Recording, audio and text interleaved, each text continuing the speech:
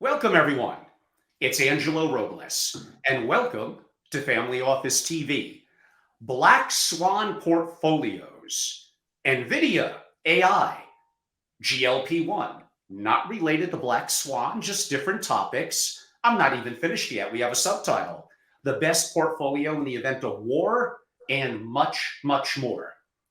I'm glad you're joining me today live as we have one of my favorite guests, not just in macro and investing, Adam Robinson. Adam has been a frequent guest, as many of you know, on my little old podcast, and also someone you might have heard of who has a pretty popular podcast, Tim Ferriss. Adam is an advisor and confidant to among the world's largest single-family offices and hedge funds. And of course, I have to bring this up because he'll get a couple of questions. My son is wanting me to know. Adam is also a U.S. Chess Federation Life Master, so we'll weave in a couple of chess questions here or there. Adam, it's been too long, about 7 or 8 months. How are you, my friend? I'm very good. I'm delighted to be here with you, as I always am. I know that you bring a special erudition to your questions and scholarship, and a certain je ne sais quoi I love it, Adam, and I appreciate you, and thanks so much for bringing all that up. I really enjoy my long-form, rather deep dive and sometimes quirky interviews in what I always say is a boring vanilla world of macro and family offices. So hopefully I change that dynamic somewhat. And on that note, we have a lot to cover. Why don't we get right to it? Go for it. Adam, we kind of covered this a little bit in the last podcast, early summer of 2023, but the world is ever changing so much more.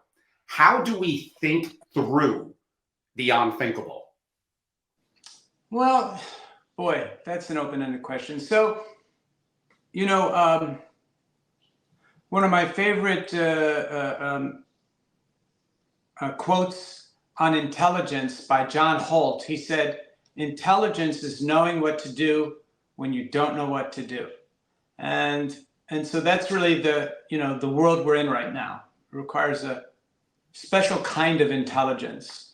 And, when I was a teenager back at Wharton, the idea that interest rates could be negative, I would have said, oh, that's impossible. There's no way that could ever happen. Or the settlement price of crude oil could go negative, as it did, was it April 11th, 2020? If the idea that a war would be brewing in Europe, and so we're in a surreal world now, and the old things people take for granted, they shouldn't. And what do I mean by that? So there are things that we just assume that if I'm hungry, I can go out to a restaurant. No problem. Or I'm in New York City. I call DoorDash, get them to deliver food to me. And I've got a refrigerator that'll keep whatever food I have here cold. But those are very shaky assumptions. I'm in New York, and a few weeks ago, there was an earthquake in New York City. Now, that for a moment, I was deeply worried because I had already conjured in my mind a sequence of worst case scenario eventualities. The first is that shock we got was the foreshock, not the main event, and that a bigger earthquake would follow. By the way, that's still in the offing, right? That in geological terms, we're a millisecond away from a few weeks ago. And then I was worried about, by the way, I don't know if you know this, they immediately shut down the airports and the tunnels and bridges leading into and out of Manhattan. So people outside of Manhattan won't have a sense of how if a disaster happens in Manhattan, you won't be able to get off the island. And I lived 5 blocks from the World Trade Center when that went down. 5 blocks. If it had fallen like a domino, I wouldn't be talking to you right now. And they immediately shut down the entire neighborhood. We were forced evacuated. So when that earthquake hit here, I was concerned that a bigger quake was about to follow. And then notice what happens, Angelo. They'd lock down the bridges and the airports and the tunnels. You can't get off the island. And then what happens when the power grid goes down? Now you're stuck on an island, no electricity, no coming in or out. And so that was a very real possibility.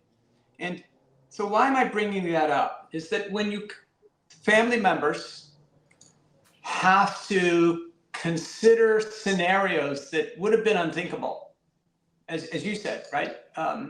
Who'd have thought that you could be trapped on this island with no electricity and you can't get off? You can't drive off, the bridges are shut, the tunnels are shut, the airports are closed down.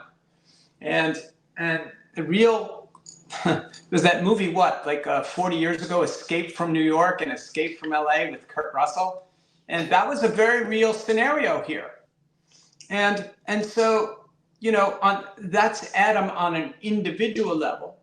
But as a family member, you've got to think portfolios with global locations. I have a friend, I'm not going to name him, but he has residences in New York, London, Hong Kong, Lugano. Oh, I better not mention this other one because that might give him away. Upstate New York, British Vancouver, and a couple of other places, because he's not sure when things go crazy where he ought to be. And so that's the world we're in right now, right? And so it's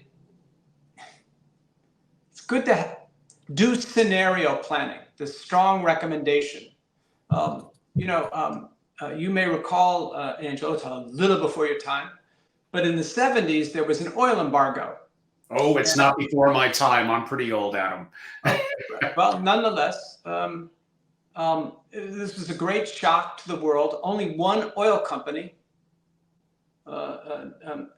Dutch Shell, had made money that year because they had run through that scenario like a couple years earlier, and they just pulled the notebook off the shelf and they opened it up, and they knew exactly what to do during an oil embargo.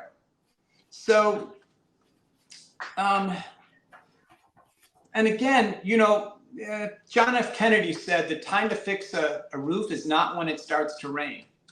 And you have to run through these things. And I know this is a theme that you've thought much about, Angelo, and have advised some of your clients, family offices and families, on disasters.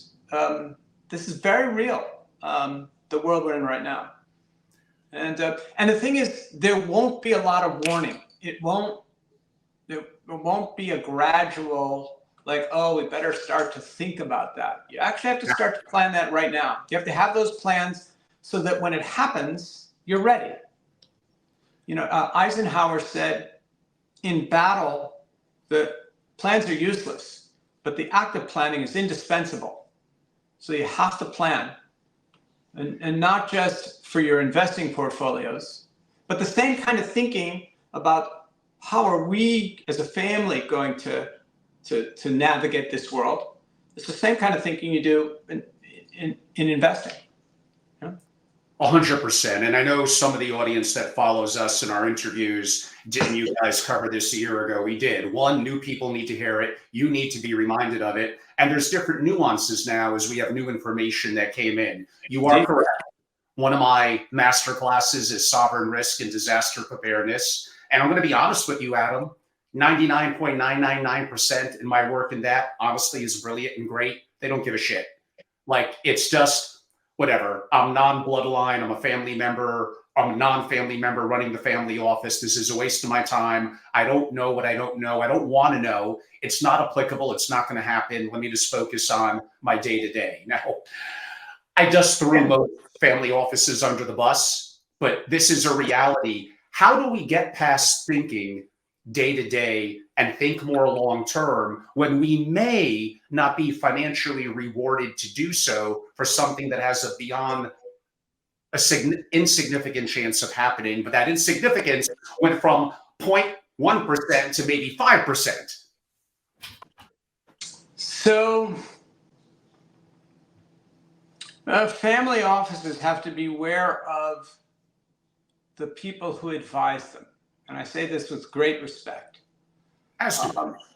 Yes, but so a study was done at the University of Texas, about 20 years ago, and they gave two groups of people an identical set of questions. The two groups were doctors, meaning surgeons operating and anesthesiologists, right? So doctors and anesthesiologists in surgical rooms, and pilots. And they give them an identical series of questions. And punchline coming up in a few seconds.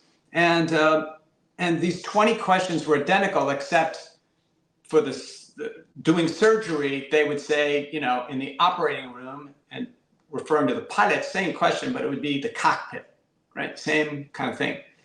And on 18 of the 20 questions, so I was interested in the delta. Like, was there any question that they differed a lot about? And there were two that they diverged greatly on. One of them was, oh wait, hold on a sec. I got my book right here. I just look it up. Doggone it. I can do it pretty much from memory. Hold on. During a procedure, like operation, or when you're flying a plane, do you want to hear from junior members of the staff? In other words, co-pilots or other people in the operating room? And 60-something% of doctors said, no, I don't want to hear from them. 97% of the pilots said, yes, I do want to hear from them. Because here's the difference. If a pilot messes up, he's going to go down with the plane. He very definitely, I'm messing up, yes, please tell me. Whereas a doctor, most of them said, no, don't bother me. Don't bother me. And because they don't go down with the patient, not at all. Of course, they want the patient to survive and do well. But they're not going down with the plane the way a pilot would. So same thing if we pivot now to people who advise you. Are they going down with their advice? And or not? And if they're not, it's very easy for them to be kind of casual. Oh, don't worry about that. That's a 4 or 5 standard deviation outlier. Don't worry about that. And those are exactly the things you have to worry about. And I'm not saying worry about them, but just plan for and just give some thought to, if that happens, what are you going to do? So, for example, when the earthquake hit here, I called a lot of people and said, you better have a way to communicate if cell reception goes down. Imagine the concatenation of events. There's an earthquake in New York. Power gets knocked out, including cell phone towers, and you're locked on the island. Now there's no way to get in touch with anybody. There's no Uber to call, right? Police are probably preventing traffic at this point. You can't get around. There's no subway. There's no electricity. Good luck communicating and coordinating in that scenario. And, I think, Angelo, because I know this is such a big, you care so much about the families you advise, to do it just kind of for fun. Let's just play through some scenarios. Of course, they'll never happen, but it's just, what would we do? And they should work through those. Yeah. So We have a mutual friend, EM, who is really, really good at thinking through and having an action plan for those scenarios to no, really he's simplify it. right. There's a few people better in the world than Ian Birmingham. Yeah. What would have a small likelihood of happening, but if it does, the consequences are significant. I could go in a store, not that I really eat cereal, but I could randomly pick a box of cereal. I don't need to give it a lot of thought. If I don't like it, I wasted $7. That is life. But if the consequences are dire to my family, my legacy, or my capital, my freedoms, then you absolutely have to think through what could be a disaster. Again, listen to some of my past interviews with Adam. We dive even deeper. And in that scenario that you described in New York, without trying to scare people, you give that scenario, I would say, a day and a half to 2 days, and you begin to have chaos. You Oh, give wait a that second. Oh no, it's way before that. So no water, no food are possibilities. Good So- luck getting in and out of New York. so I was golly, it was July, a July summer night, and in New York, and it was twilight, but it was cloudy, and I'm talking about an event that that's never going to happen. It was cloudy, and I was on the East River near the UN, sitting in a little park, looking out over Queens and Brooklyn, and just musing on life. And again, it's about 9 o'clock. The lights in the park went out. There's a little small dog walking park right next to the UN. I thought, oh, okay, I guess closing time. So I walked out of the park towards First Avenue, and I was looking around going, wow, it's very odd, very, very dark. I guess a street light went out. And then I got to First Avenue. Remember, cars are driving by, Angelo, cars driving by. So I was a little misled, but I looked up and there wasn't a light in any of the buildings, not a one. And then I ran back down the hill to look out over all of Brooklyn and Queens. Think like 20 miles, right? Of one of the most densely populated cities in the world, not a single light on. It was a blackout. So I'm 22 years old, Angelo, and my very first thought was, there's going to be a crime wave. That was my first thought. And I wasn't the worldly wise bon vivant, now. I was clueless. But my first thought was, there's going to be a crime wave. And 2 days later, when they restored electricity, that's exactly what happened. An immediate crime wave. Immediate. So it's not a day or two or three. It's immediate. And especially now, if it's an earthquake that's inducing the blackout. And remember, the police are overwhelmed, the fire department overwhelmed. We all know, having studied history and certainly if you study the economics and stuff, there was a run on banks, right? In during the Depression, run on banks. So why was that? I'm about to establish a concept here for your audience.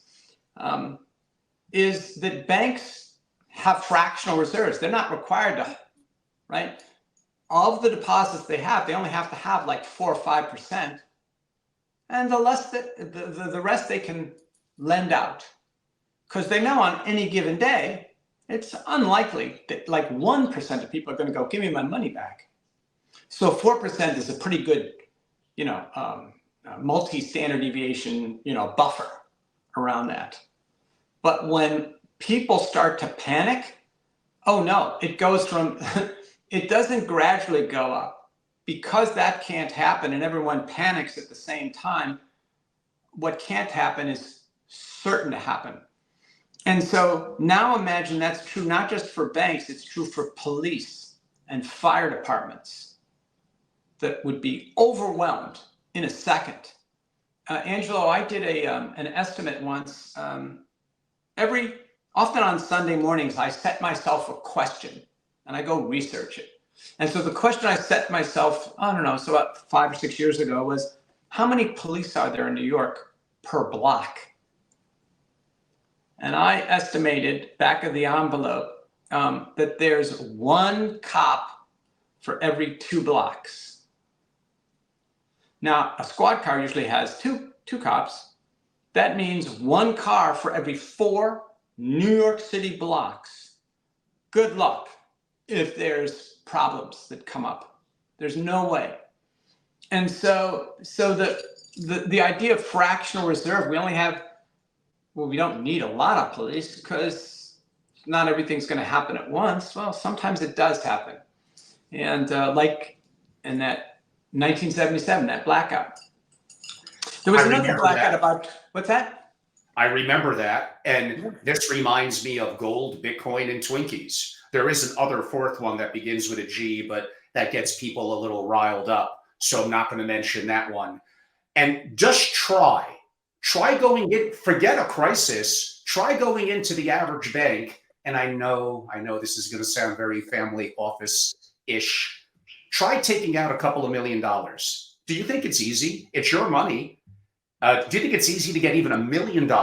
You don't think that it's going to be complex and they're going to argue with you that it's going to take days, if not longer, and want to know why? It's your money, and you still have to answer for the why.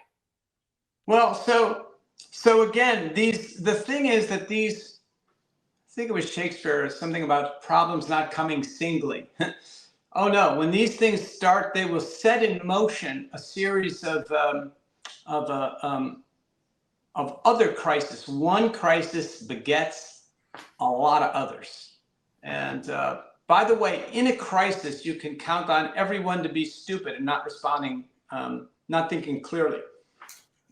So which compounds and leads to other crises. It's so. By the way, I'm not a doom and gloomer. I'm just that you need to be prudent about these things. Oh, you know what? You were talking before, and I wanted to bring up Boeing. So Boeing, as everyone knows, has all these problems. They had that crash a few years ago, the two fatalities, and then it came to light, the problems on that one model jet. But I realized, that doesn't happen alone. In other words, the assembly line for Boeing that produced that one model that was really dangerous would have produced other planes or, plane parts that were not going to do well. And why am I saying this? Because I wanted to make a point about people who have skin in the game and those who don't. So this is one of the scandals. And Boeing is a great company, great history. And yet, I don't know if you know this, Angelo, they have emails of engineers who worked on those planes, the planes that had fatalities, and they were joking about, I would never ride that plane.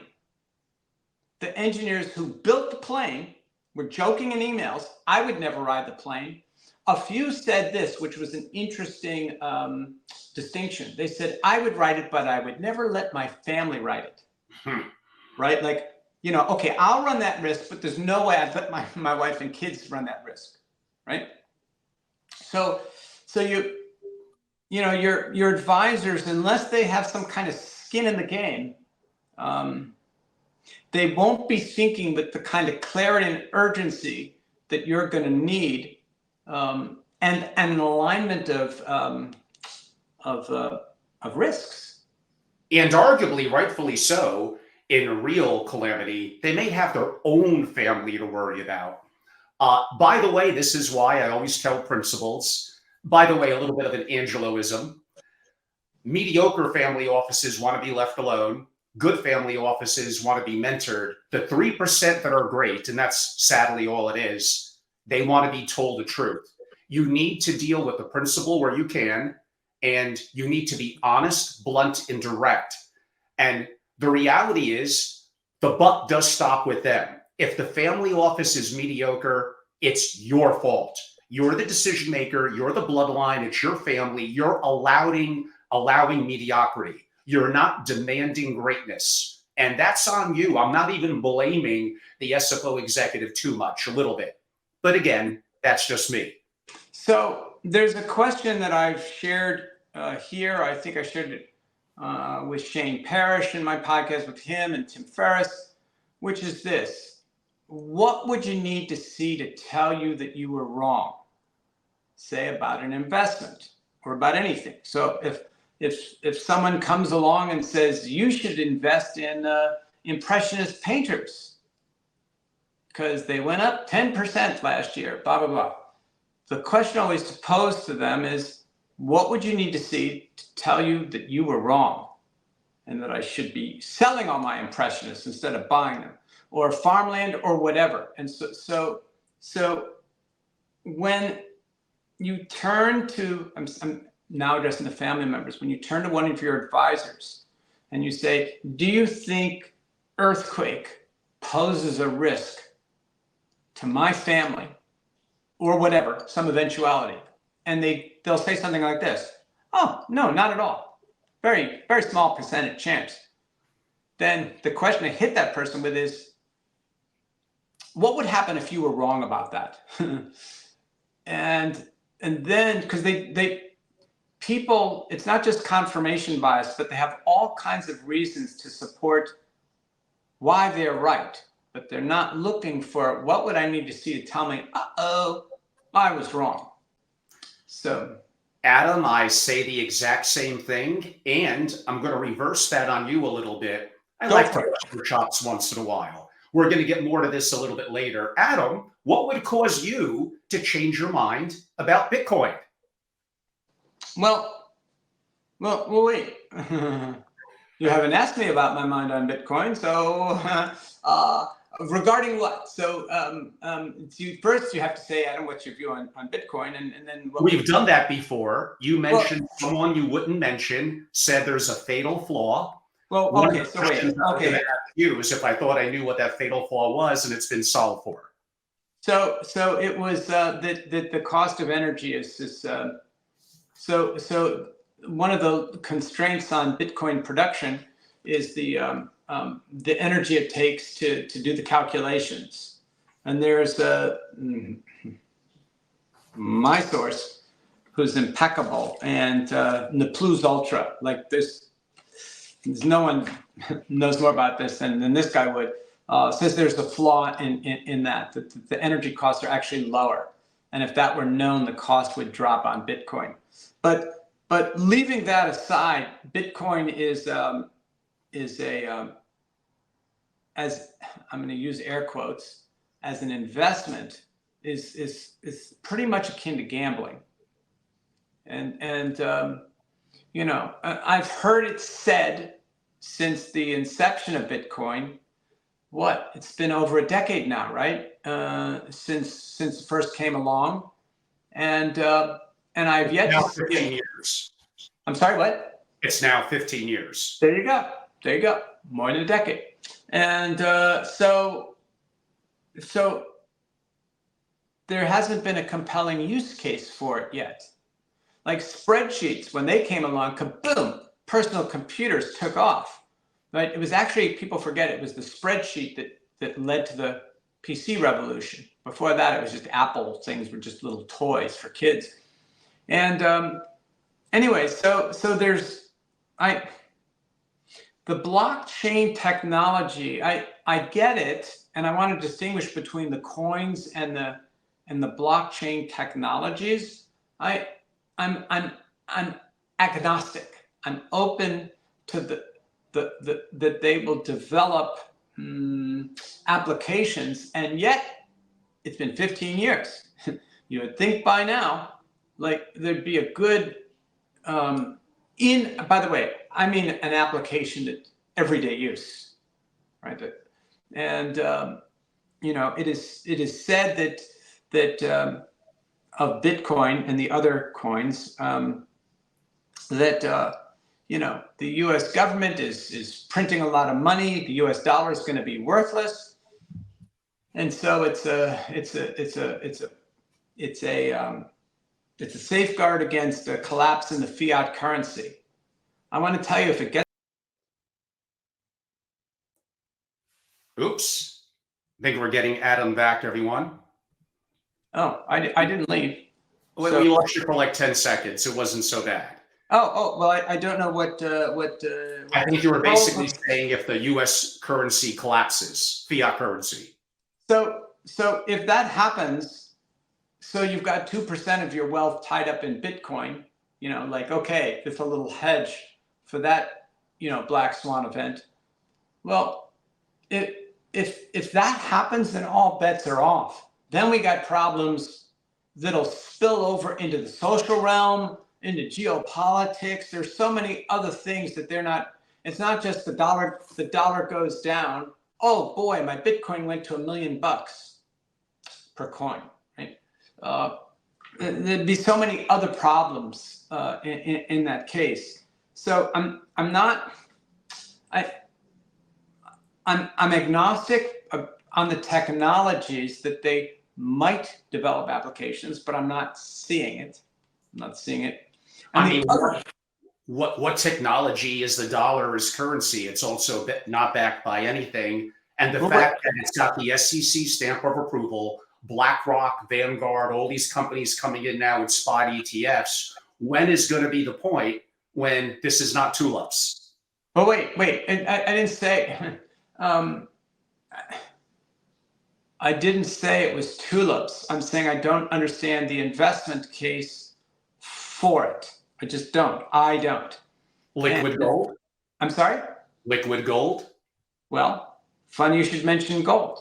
Throughout history, I can look back 5,000, 6,000 years, and gold has always been prized, right? And I'm not saying that as a gold bug. I'm not.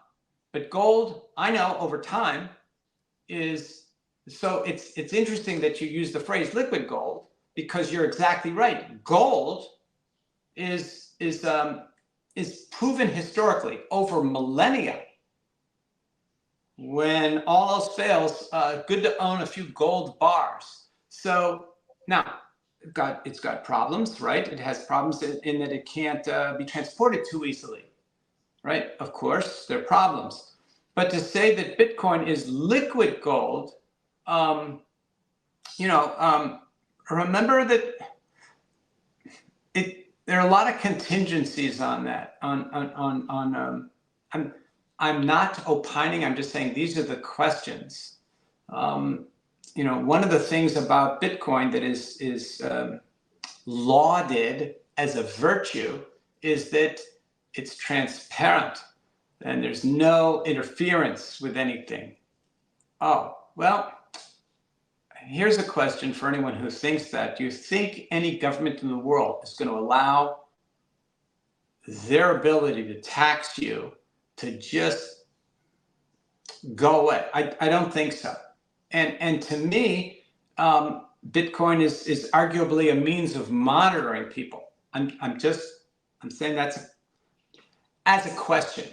Well, that goes very deeply into SHA 256, the CIA near 30 years ago, technically was, and I asked this to Michael Saylor and others, is the US government or an agency involved in somewhat of either a backdoor or the creation, even of quasi-indirect, of Bitcoin and crypto? And is it to get us comfortable with digital wallets, government-backed central bank digital currencies? Now, there's also something the Bitcoin maximalists would get very mad I didn't bring up. You did lump Bitcoin into other crypto. They're going to talk about escape velocity, proof of work, but we don't need to get into the technical granular details. I think my audience thinks I probably talk about it, although I really haven't too much in the last year, a little too much. And me and Adam like this little friendly disagreement. It makes the podcast a little more exciting. It's okay. Sorry, what makes you think it's friendly? Ooh. I'm just teasing. I know. We're really going at it now. I'm so teasing you. And it would take a friend to say something like that. Yeah, I do have these concerns about Bitcoin. And, here's, again, a thought experiment. If everything really went to hell, what would people rush to? I don't think everyone, I'm looking out my window. I don't think that man and woman on the street there is going to go, oh, I got to get into Bitcoin right now. And so there's that, and Bitcoin, Yeah, but you have to answer that question, Adam. What are they going to rush into? Well, I'll tell you what they have for millennia: gold, right? Gold. How much can you carry? I'm sorry. Well, how much can you carry? Wait. I don't want to. Really, when things get that bad, then all bets are off. Then you're dealing with, Twinkies, ammunition, and water. Yeah, there you go. Right. It's at that point. It's then it's very Mad Max, right? It's really, by the time, if Bitcoin were to get to 1 million, you got so many other problems to deal with. Okay, you're maybe not incorrect. Could I state if gold gets to 15,000, we also have a problem? So here's the thing, Angelo. When I was a teenager at Wharton, all of 17, I remember when they were saying that about gold. Gold is going to get to 50,000. They were saying that when I was a teenager, which was a few years ago. And, one of the things they say about, people forget, is the printing of the dollar, printing money, it's a race to the bottom. So the dollar is relative to other currencies. And every government in the world is printing money. And so, led by Japan, but they're all printing money, which is why, even though the US government has printed a lot of money, relative to all the other currencies, the US dollar is actually quite strong right now. Absolutely. Yes. I have a question on that. I only got about 49 more questions left. It's a hot take, and it's probably meant to get a little bit of gasp and you're crazy. We have a massive deficit in this country. There's no way that I could spin that's good. It's a problem. But is it a little or more than a little overblown? As long as we're the world's reserve currency, we are the king. Now, BRICS Plus are trying to take it down. Maybe they partially backed by commodities. I don't see that happening anytime in the near term, but they're making a little impact. Am I broadly correct? The deficit is not a positive, but as long as we are the world's reserve currency, maybe we're overblowing it a little bit. Well, see, here's the thing, Angelo. One of the causes of the American Revolution was that, that rallying cry, no taxation without representation. And so the deficit, suppose the US had no foreign holders or anything else of our debt, is when the government prints money and spends it this year, we're borrowing it from future generations. 2, 3, 4 generations are going to be left paying off the largesse of whatever political party is in the Oval Office or Congress. Yes, let's increase spending. So when you hear let's give money to X, really what that's saying is let's put our grandchildren and great-great-grandchildren into debt to do that, because that's actually what we're doing. Right? We're borrowing from the future. And so leaving aside reserve currency and all that, still we have way too much debt. Do you know, Angelo, the average debt per human being on the planet is roughly $50,000 per human being. Now that means a family of 8 in a developing nation, they're on the hook for $400,000, that family. And so there's just no way. The world is a massive Ponzi scheme. And really, I don't know that the debt is ever going to be paid down. I don't see how it's going to have to be one massive jubilee. If I'm ever named global emperor, I'm going to declare a jubilee. Now, wonderful. Now, you bring up a lot of interesting points there. We have, not yet, but trending in developed countries, yes, declining population, lessening GDP. This is starting to paint an ugly picture, but there's a but coming up. Opportunities in more cost-effective energy, changes in the dynamics of AI, and is that going to cause or create an opportunity for us to get out of this mess? Well, then I would invite anyone who asked that question. So there's a kind of debate style. I'm not saying we're doing it here, but where someone raises their hand, someone's made a point and go, Professor, isn't it possible that?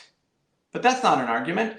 And so the isn't it possible, like, okay, well, sketch me for 5 minutes a scenario where AI is gonna magically solve problems. And that's, in the old Greek plays, when a playwright got himself into a plot, painted himself into a corner in a plot. It was called Deus ex machina. God would pop out from the floorboards and problem solve. Like Zeus would pop out and Deus ex machina, so AI is Deus ex machina. Oh yeah, it's going to pop out of the floorboards and solve our problems. I'm not saying it can't, but remember that AI is going to displace. We've talked about this for years, Angelo, you and I, like, I don't know, 8-10 years. You're and right. On this theme, AI, it is clear within 5-10 years max that virtually all jobs are rendered, as they say in England, redundant. You're not needed. You have an algorithm, a suite of algorithms that can out-lawyer any lawyer or out-analyze any Wall Street analyst or accounting. It's interesting, the knowledge professions, knowledge workers, as Drucker called them, they're going to be the first to go. Oh, absolutely. You could be a hairdresser, a athlete, and entertainer. For a while, plumber, you're probably pretty darn safe. Yeah, for sure. And so yeah, and we haven't worked those things out. And the thing is, Angelo, that we it's hard to imagine even 2 or 3 years in the future, which is one reason, by the way, Angelo, for the plummeting birth rate. I don't know if you saw the recent statistic. So I think the replacement birth rate, to keep population U.S. stable, is 2.13 or something like that. The latest numbers, like the lowest in recorded history, it's like 1.6 and plummeting. And worse in other developed countries. Yes. The only regions that are still growing are Africa and parts of the Middle East and some. And a little bit of Indonesia, yeah. Yes, exactly, yes. Correct. But even there, the second derivative is negative. So they're still increasing, but at a much slower rate. We're declining. And so these are really serious problems because we piled up the debt assuming we could grow our way out of it. And now it's not clear. And by the way, with Angelo, with AI, remember it's a winner takes all economy we're moving towards. You wanted to talk about Nvidia. Well, Nvidia's gains are Intel's and everybody else's losses. So I know the top chip manufacturers have been in decline last few weeks. But up till April 11th, this is what, the 24th, 25th, up till a couple weeks ago, they were all-time highs. I'm talking about Nvidia and a few others.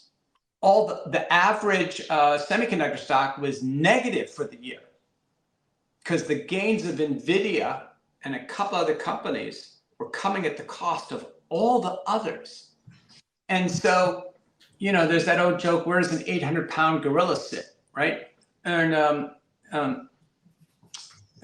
we're entering an economy with a few 800-pound gorillas that are going to run everything. Okay, now Adam, at an event, I think it was Tamarack Country Club Greenwich 2018, you hinted at it, and that was by AI standards centuries ago. We're just talking 6 years. I looked you in the eye in person and said, what's the limited window that we have? I think you might have said 10 years. What's the window that we have to have some level of freedoms to make a lot of money before it only goes to those that already have money, governments and institutions, because AI is going to make it more difficult. It'll make it very difficult. For that now. So, in a sense, the ability to make money in anything it's a reward for seeing the future more clearly and more accurately than anyone else, right? You don't need to see everything, but some little corner of the world, you have to see better and more clearly than other people. And so with AI, that's so, you will have programs, right, that see way more clearly than you do, than everybody does. And whoever owns those programs, it's game over for everybody else. And I know we were talking about that back in 2018. Angelo, I can't remember because it was around then, that year, I was in LA and I was at a fundraiser and I get to talking to this fellow. We had a very interesting conversation for about half an hour about this and that. And my go-to question is never, so what do you do? Like, it's never the first thing I ask, but we've been talking for a while and it's very engaging. And I said, so what do you do? And he said, I'm an AI consultant for the government. And I can't mention some of my clients, but very high level. Anyway, it turns out he's got Pentagon level clearance. And I start to rave, this is 2018, I start to rave about, rhapsodize about Google's DeepMind, right? Which is AlphaZero Go and AlphaZero Chess, which is extraordinary achievements. And now it's really incredible. So I was rhapsodizing and I said, wow, because I had talking to someone who knows AI. And I said, wow, Google's DeepMind. And he listened with a polite smile. There's a mic drop moment coming in a few seconds here, Angelo, for your listeners. I am ready. And so he listens with a very polite smile, and he said, Adam, there are government labs that are 5 years ahead of Google. Exactly. Said, right? And I told you that back then. So I did say that back then. Yeah. 5 years ahead of Google. And does that likely include China as well? Well, hold on, I'll tell you. So that I said 5 years, because that's an eternity. 5 years. Oh my gosh, imagine a race in the tech space right now and you've got a 5-year lead. He said, Adam, Google is bragging about stuff that I saw years ago. They're bragging about it right now. I saw it years ago.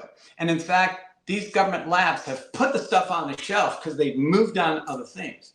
And why is that so important? And I'll get to a few more details in a second. It's important because in calibrating risks, there's that great Gretzky quote, a good hockey player goes to where the puck is, and a great one goes to where it's going to be. And I'm telling you, as you calibrate around investment opportunities, it's much further along than whatever you think. And I asked him which government labs, and he said JPL, the Jet Propulsion Lab, NASA. And I asked, my next question was, where is China in this? And he said, he thought for a second, and he said, they're 2 or 3 years behind us, best estimate, but catching fast. Now, the thing about China, and and I've been talking about China AI and all this for 7, 8, 9 years, since we started our talks, actually. But the thing that China has that we don't is access to data.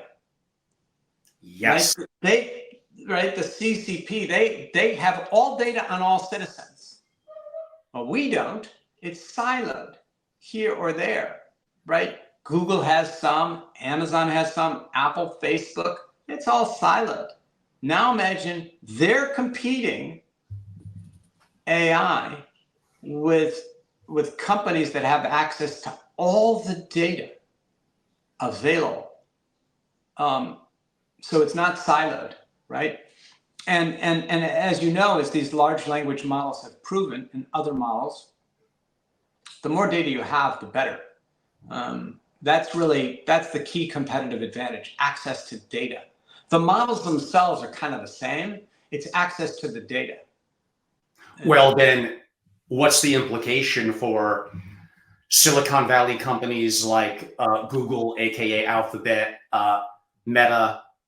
Like, how does that intertwine with the US government, our interest, and how can we look forward, not to compare or compete US and China, but let's also face reality. We need to look at these things. So I can't say because but I've approached people in the government about this, and so wait, what can I say?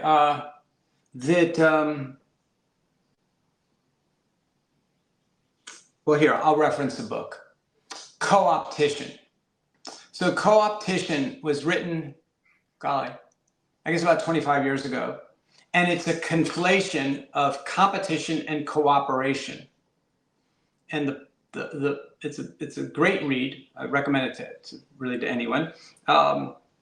Is that who your competitors are and who your allies are changes depending on the situation, right? So, for example, Facebook. Look at World War II. Well, so Facebook and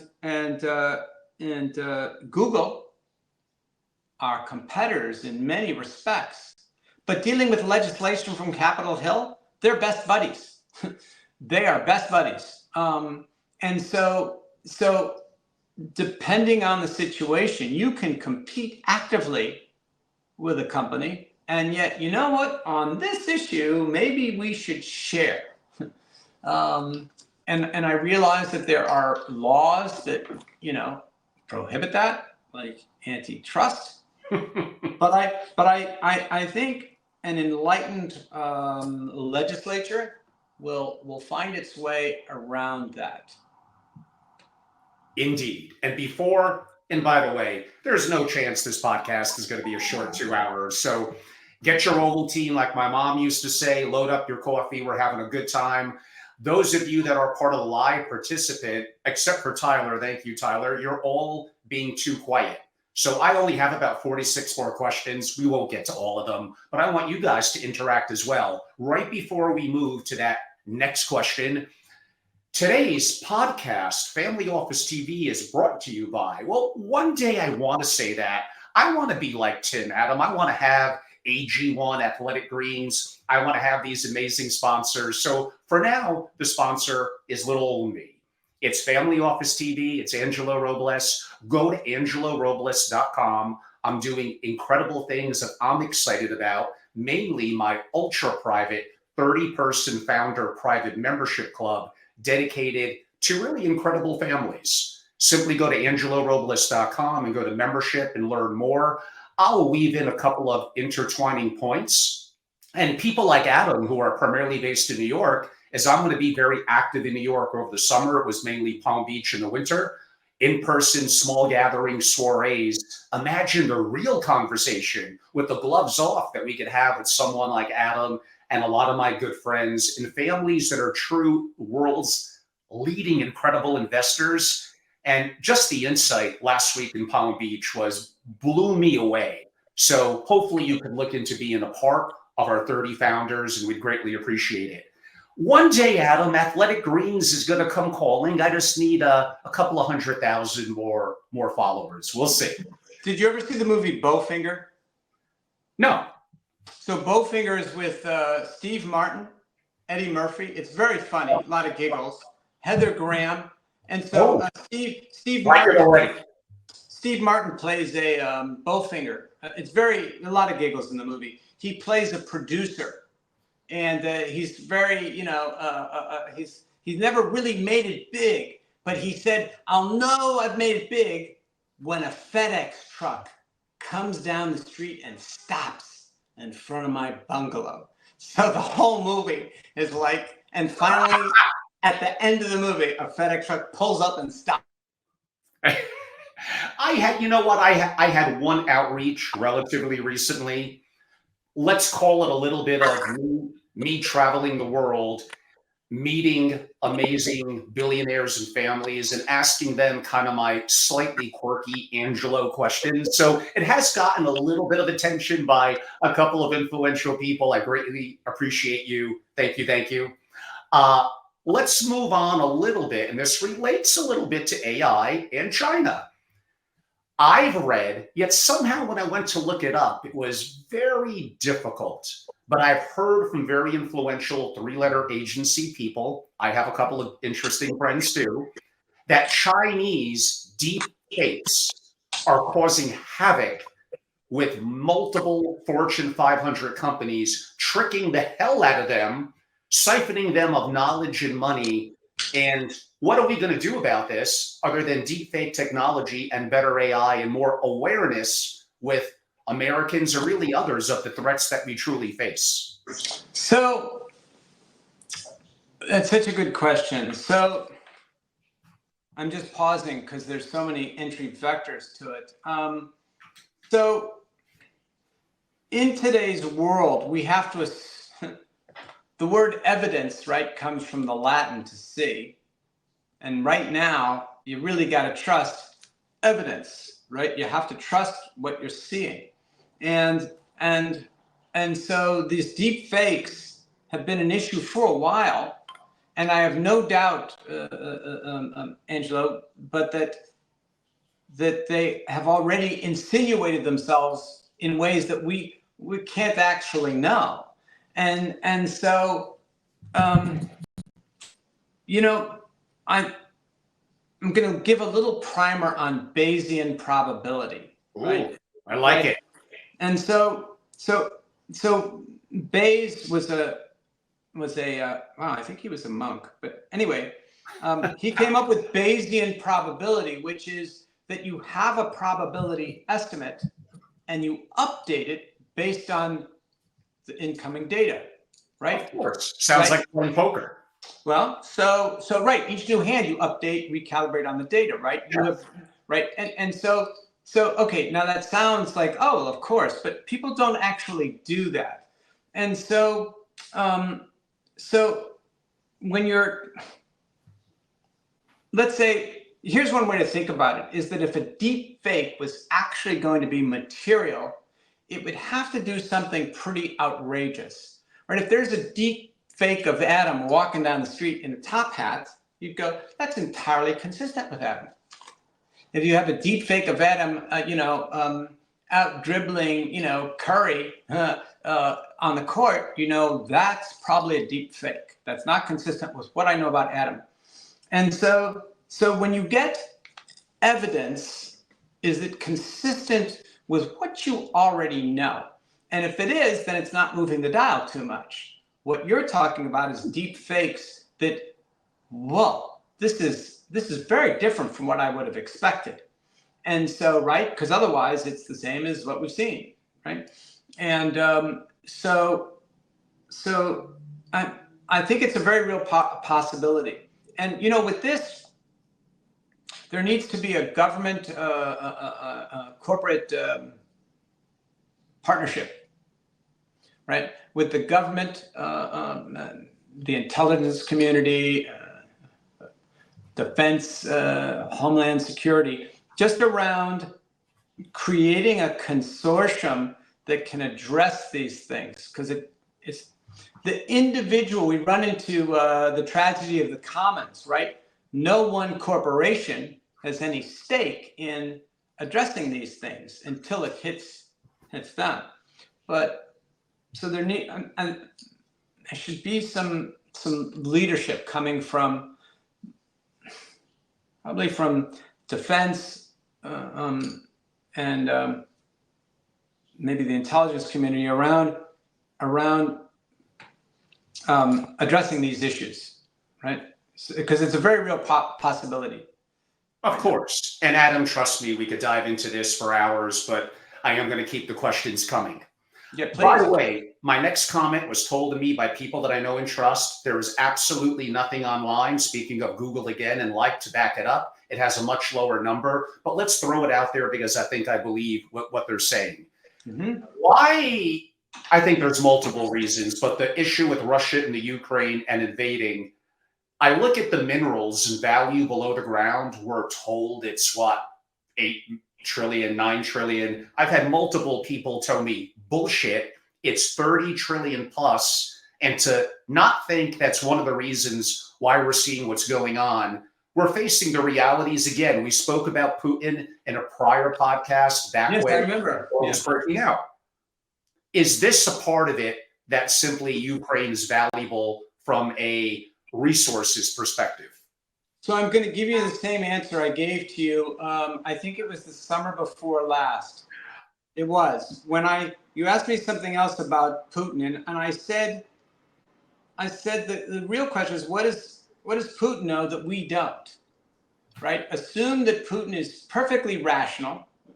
By the way, I'm not judging on moral. Like, please, it's an abomination, but an obscenity. But a rational actor surveys all the options he's got. Right? We talked about. I remember 2 years ago. Right? Summer before. Oh, I remember exactly what you said. You're saying it now. I'm saying the same thing right now. Is what does he know? Where he wakes up one morning and goes, right. I know. Even though I'm going to be an international pariah, even though I might encourage coup d'etat within my own government, of all the things I should be doing today, I'm going to invade Ukraine, right? That's my best play. And so what does he know where, again, we have to assume he's rational. Again, the morality is very clear, the immorality, but the rationality, it had to be a rational decision. If it was irrational, then there's no dealing with him. Then like he could do anything, right? Tomorrow he's just an irrational nut. But we have to assume that's not the case.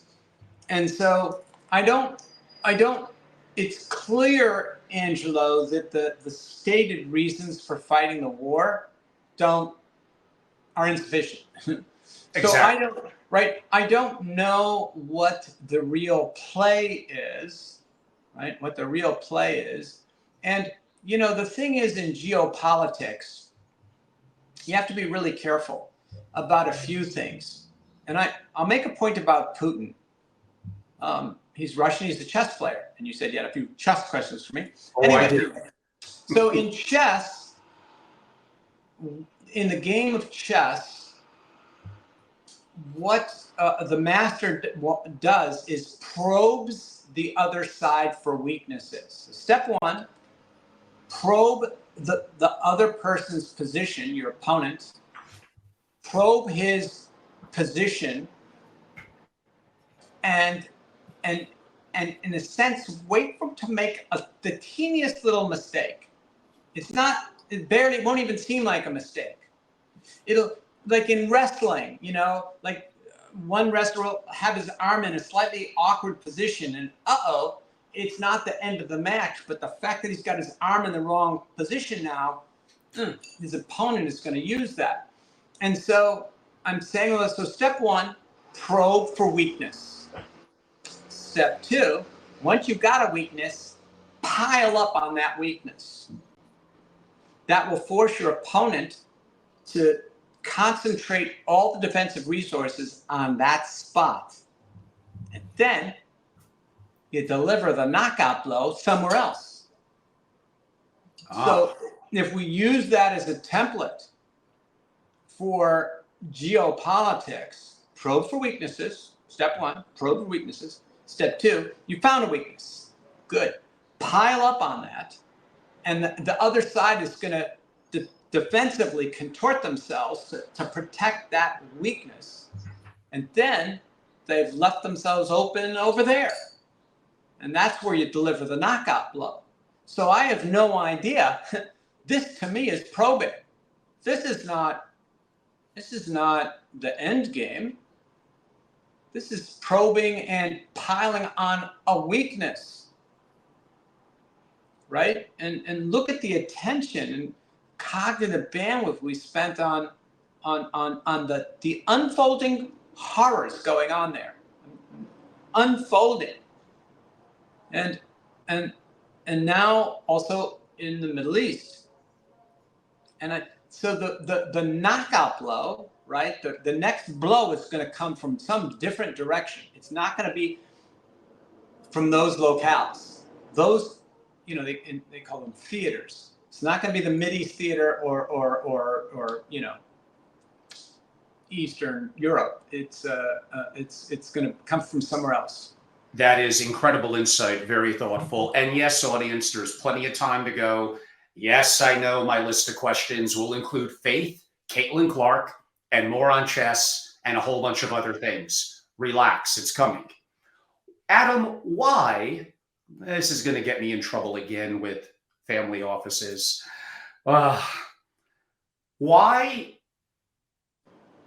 don't most family offices find incredible investment opportunities? Are they simply sometimes, damn it, I hate to say it, too damn lazy?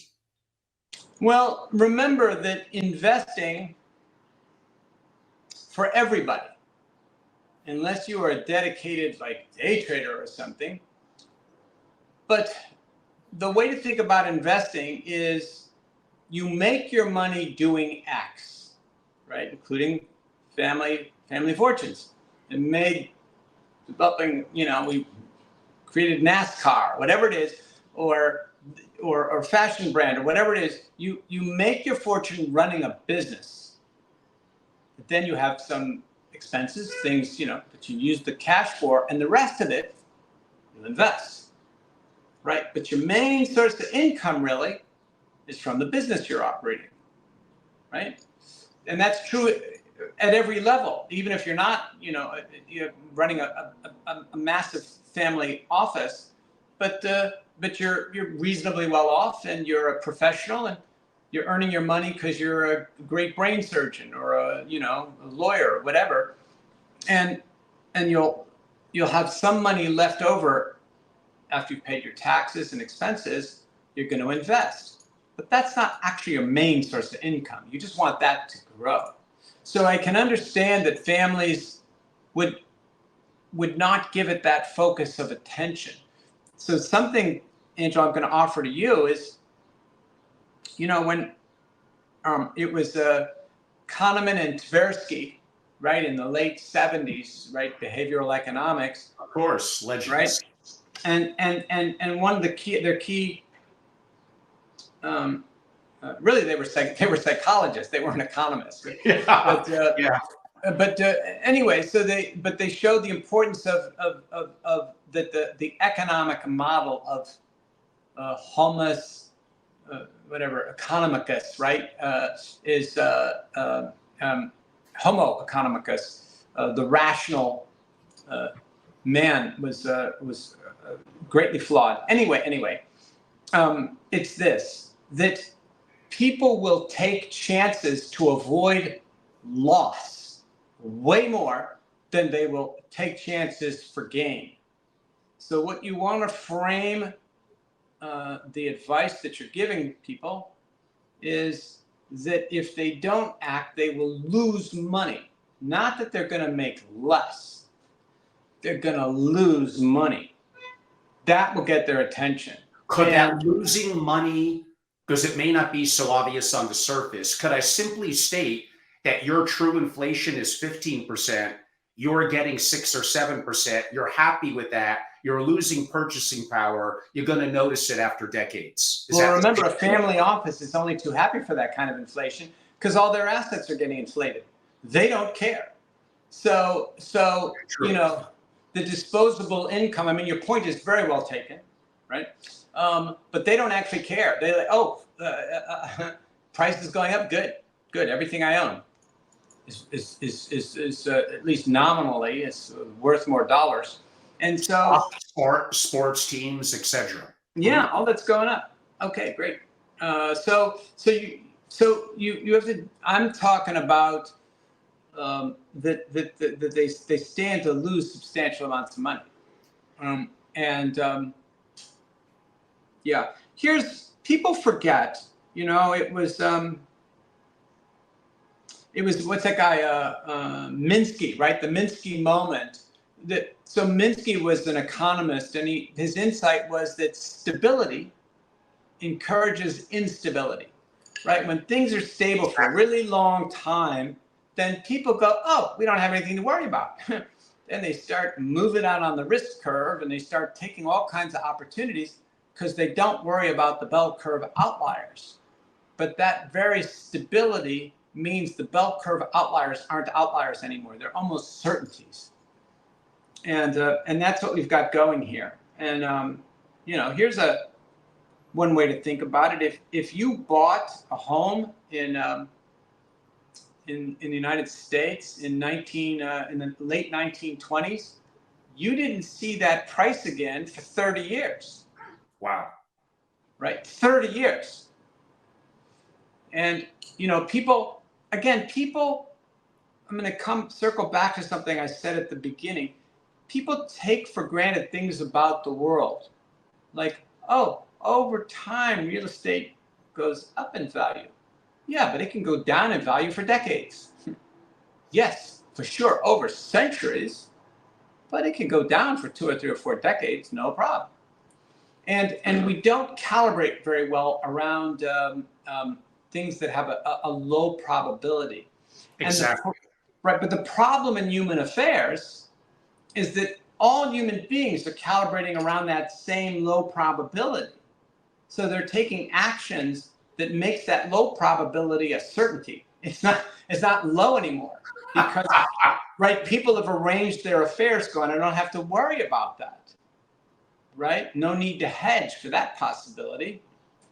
And so really it's very important to entertain, and it makes for interesting discussions over tea or the dinner table. Like, what would happen if this? Here, I'll give you an example. What would happen if the U.S. government declared a moratorium on interest payments on U.S. debt? There's a scenario. Oh, Adam, that'll never happen. Okay, but if it did, how would you deal with that? And what would happen in the world? And again, very important, again, to go back to Eisenhower, plans are useless in battle, but the act of planning is indispensable, right? You have to think these through, whether it's as an investor or you're just you're the head of a family, with generations, your children, your grandchildren, and possibly great-grandchildren that you've got to provide for. Adam, what can I say? That's incredible. Back to my own question on investments and laziness. What I will say is my trip to Palm Beach, there were 3 families in our peer-to-peer. They were all wealth creators. I wonder if that says something. One of them from Texas, the ideas he had and what he shared and what he's doing in real estate, incredible. And other was not your favorite, but crypto. Very aggressive plays that were almost unfathomable, but what they were doing short term, good or bad, effectively memes was crazy. But openness and sharing in biotech, there are some incredible. Sorry, hold on. Sorry, the phone fell. I was positioning myself because the sun is moving, and I want to keep the light on my face there. All right. Okay. There are some that are incredible, and finding them and getting them together and fostering conversations and knowing how to lead a dialogue, I'm telling you, it's the most insightful work that I've ever done, being a moderately active investor myself, and things that I'm learning and implementing in my new partial home of Wyoming and my holding company and my interests that I do. But we'll maybe get to a little bit of that in a second. I think you do have to get one of my Angelo questions. Here it comes. I'll be right back. I'm just going to lower the blind here so I'm not blinded. Oh, there we go. Much better. Okay. Can you still see me okay? Yes. Excellent. Faith in God's existence underpinned, I think, a lot of what we take for granted. Faith in God was invisible foundation for much of civilization. It's now on shaky ground. What does faith mean to you? And we see a decline of what I would deem to be quote unquote faith in religion, especially in developed countries in the West, that I could argue kept family units together, was a better situation for quote unquote. And I know I'm going on shaky ground in today's world. I don't care. I don't care about being politically correct. I don't want to be boring and vanilla. I want to ask questions that are provocative and cause different thoughts. So I know I'm going to hear some stuff here in the chat, but is a lack of faith, a lack of a respect of religion, no matter what we call, quote unquote, the higher one above, is this an issue with a lot of the issues that we're seeing now? So, yes. So I have to parse that, right? So I understand. So hold on, entry point, give me a second. So I'm going to use the word and then I'm going to change the word in a bit. But for now, I'll use the word belief in. And so we're in a world now where nobody knows what to believe anymore, which goes back to deep fakes. Like, do I believe the experts? No, right? There's a crisis in science about replicability of studies. A major crisis. Something like 85–90% of scientific studies can't be replicated. Oh, good. Well, then it's not science, which means every time you read a study shows X. Well, there's an 80% chance that study is wrong. So there's been so notice that what I'm doing here, Angela, is approaching the question at a more abstract level. Faith in anything, whether it's faith in science, faith in experts. We have no faith in leadership anymore, right? We have no faith in our fellow Americans that they're going to do the right thing. I was speaking with a friend of mine, and when he was 12 years old, his dad was appearing in Congress to give testimony. And as a 12-year-old, my friend got to sit in on a meeting with his dad because no one objected. And mind you, this is a 12-year-old. And he said, I'm forgetting right now the names of all these luminaries, but they were noted right-wing Republicans and left-leaning Democrats who came together. And this 12-year-old was watching them, even though they were polar opposites on so many things. They were actually trying to work out a compromise, like, okay. And he got to see that. And this is years ago, right? Can you imagine Republicans and Democrats cooperating on anything right now? And so we've lost faith in Congress. We've lost, in other words, we've lost faith in the fiduciaries who should be like, who do we trust right now? And so now, in the past, to go back to your question about God, in the past, even if you doubted everything, at least God. At least I'm sure on that. And now sorry, I just got to adjust these notifications. So we've lost faith across the board. And if you don't want to use the word faith, just what do you believe in right now? Mm-hmm. And that goes back to the notion of trust. What can you trust? You used you said shaky ground earlier about you being on shaky ground. And one of the reasons earthquakes are so terrifying. Oops, hopefully Adam was on his cell phone. He'll bounce right back like he did the last time, everyone. Man, he is really good. Obviously, I don't agree with everything Adam says. We had a pretty significant disagreement on Bitcoin. And there's other things too. So here he comes. So you don't have to deal only with me. That'd get too boring. Here we go. I got disconnected. It's all good. Don't worry.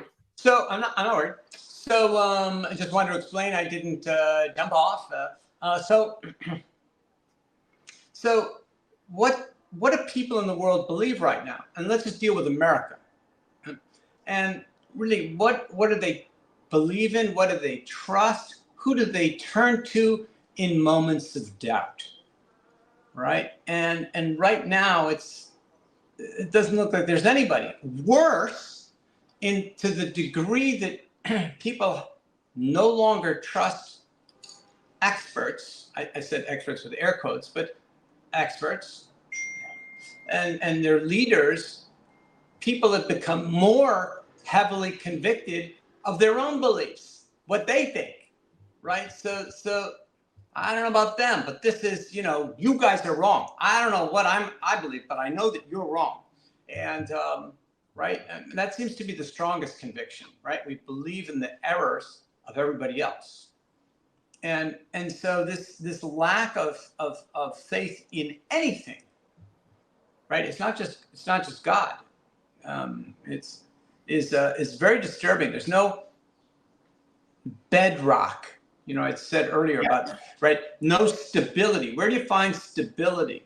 It was Descartes, to go back 500 years, Cartesian doubt, and so he was very worried as a philosopher. I mean, really worried that I don't know what to trust in the world, right? So he said, what can't I doubt? And he finally concluded, I can't doubt that I doubt, right? Don't, je suis. I doubt, therefore I am, which became I think. But really it was I doubt. At least I can't doubt that I'm doubting, because if I doubt that, I'm doubting. And so where is the certainty in the world? Where is the certainty in the world? And I want to introduce this as a notion, as a fundamental notion for your clients, for anyone listening, on how to look at the world. Because if you're uncertain about next year, what do you do as an individual? What do you do as a corporation? I'll tell you what you do. You hoard. You start to go, I don't know what next year is going to be like, so I better stockpile food, some other provisions. Probably that's going to happen, but and corporations, same thing. I'm unsure whether the supply chains will be open next year, whether I'll be able to buy from China next year. Better stockpile that stuff right now, right? And so in a world of increasing uncertainty, that's a major cause of inflation. And economists don't have any model for this. Here's a thought experiment for you, Angelo, and for your listeners. Suppose tomorrow the price of foods jumped 25% for whatever reason. Right? There's a super volcano eruption in the Midwest, and the wheat knocked out or whatever. And if the price of food jumped 25%, maybe not overnight, maybe it's a month, 2 months. In classical economic theory, demand should go down. Oh no, if the price of essentials goes up, you will accumulate more. In fact, the price going up of an essential will drive demand up. And there's no model for that in classical economics. And uncertainty is a great driver there.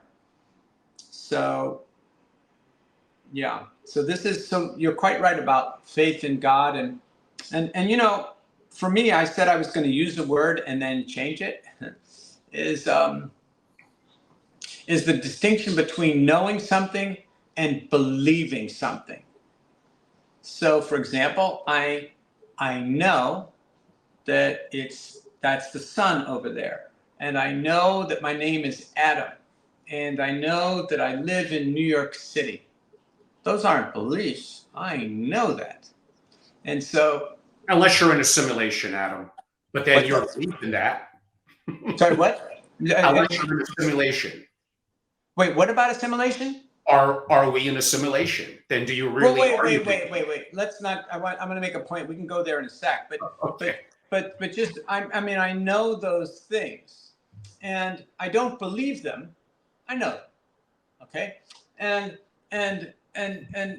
so people often say things like this: I believe in X. They need to calibrate better and not use the word belief. Better word would be conviction level. And really, it's very important to calibrate around your conviction level on how much confidence you have in whatever judgments you're making. People calibrate way too high most of the time. Like, oh, I'm sure. So the issue of faith for me is not knowing not to trust or what to believe, which goes back to deep fakes and the Yes. self-serving of fiduciaries, whether corporate or elected. Adam, there are so many follow-up questions from your answer that sadly we'll have to leave some on the cutting room floor. There's a lot to discuss. So we're going to move on to someone who always is an interesting and some would say controversial figure. Let's go to Elon Musk. Elon has expressed his desire, it's a little old now, but to increase his voting control of Tesla to around 25% before advancing Tesla's position in AI and robotics. The question, I guess, Tesla's board has faced various issues, including ongoing federal probes, a lawsuit over his 56, whatever it is, billion-dollar pay package, and other things. Should Elon be forced to only focus on Tesla to receive the additional voting control? Well, so Musk is a man of many gifts, and say as recently as 2 or 3 years ago, it seemed that he could do no wrong. He walked on water, and we marveled, how is he able to run not just Tesla, doing very well, stock going at all-time highs, but he's got SpaceX and that Boring company and the Hyperloop and solar panel thing. Maybe that was his brother's. My God, how does the man do so much? And now he's bought Twitter. And the thing is, you can't do all those things well. You just can't. And with all great respect to him, nobody can do that, you know. And the goal would be to find people that you really trust and let them run it, right? When Warren acquires a company, he doesn't change the management. Good, let them. I acquired that company because I think their management is great. You guys do your thing. How about when you think you're simply better than them and there's not a better option than you? I'm assuming Elon feels that way. But really I'm sure, you know, the thing is, I'm sure he does, but then now you just have to look at the evidence, which goes back to the question, Elon, what would you need to see to tell you weren't at the top of your game right now? What evidence would you need to see? Now, back in the day, back in medieval times, there was an institution, I say institution, known as the court jester. And the function of the court jester, it was just one function, which was to tell the king the truth. So the king knew that there were sycophants and all kinds of dangers in the court. He didn't know who to trust, not even his own judgment or her judgment in the case of a queen. So the court jester was the one person who could say whatever he wanted to say. In fact, he was required to do so without losing his head. So King Philip, whatever of Spain, was it Portugal? Anyway, could say, I think I'm going to invade France.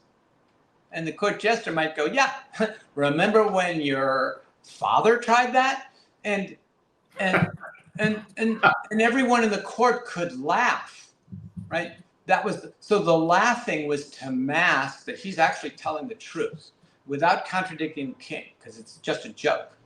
But it wasn't a joke. And so Elon Musk needs a court jester, and he really needs to listen to the court jester. And now there's no court. He doesn't have to save face, but he needs someone who's got to be empowered with what are my blind spots? What am I missing? And you have to assume you're missing a ton. Yes. Right? That should be your default position. It's only, by the way, that's Buffett and, bless his soul, Munger's position was always, we're always more or less mistaken. We're going to try to minimize those losses and the mistakes and the errors. And by the way, that's what Munger attributed their success to. He said, Warren and I have gotten a lot more out of not being stupid, avoiding mistakes, than being particularly intelligent. You beat me to the punch of one of my questions. Absolutely. Yeah. And that might relate to my chess question too, by the way. Ooh, maybe. Adam, come back. I got so many great questions for you, including about Caitlin Clark and chess and many other things. So again, he's on a cell phone, so we're going to have to deal with some of this during our probably, 2.5, 3 hours. If we're fortunate. Here he comes back. I'm back. Okay. We got a lot to discuss, Adam. We must have 43 questions left. Oh, yeah. So we're going to buzz through them perhaps. Okay, the final one for now, a little bit related to what I built up on Elon. Is the Delaware court's ruling against Elon's compensation justified? So, boy, that's a tough question. So there's the sort of the moral justification, and there's the legal one, right? And so I'm not sure. I don't know the details on that. And one thing to think about is if it's not justified, I know who's going to respond: shareholders. If they don't think it's justified, they're going to dump the stock. And maybe that's one reason the stock has been declining. It's it's very possible it may be that the price of Tesla stock is reflecting a bet on whether he's going to get that 56 billion, and as much as anything else. And so, in the marketplace, someone can ask for something like, I think my singing, I'll tell you something, Angelo, if they want me to sing at next year's Super Bowl, I'm going to ask for $100 million. If they want Adam, they're going to have to pay me $100 million. And you might say, is Adam justified in asking for that? and yes, he is. And even though he can't hold a tune. And, so the market will bear whatever the market bears. And if the market doesn't like what he's asking for, by the market, I mean his own shareholders, they'll start to dump the stock. And so, I talked before about the Bayes rule. When you see evidence, which of two options is it supporting? So when we look at Elon Musk's actions over the last couple of years, and again, not to take anything away from him, he's accomplished a great deal, really extraordinary individual. Is it consistent with? Hopefully it's not going to happen every 3 or 4 minutes, but it is what it is. Adam has great insight, and I get to ask questions that sometimes, honestly, other guests, they want a list to them. Well, you can't ask that. You can't ask that. Adam's like, bring it on. So I got to appreciate that about him. He really gets Angelo throwing everything at him.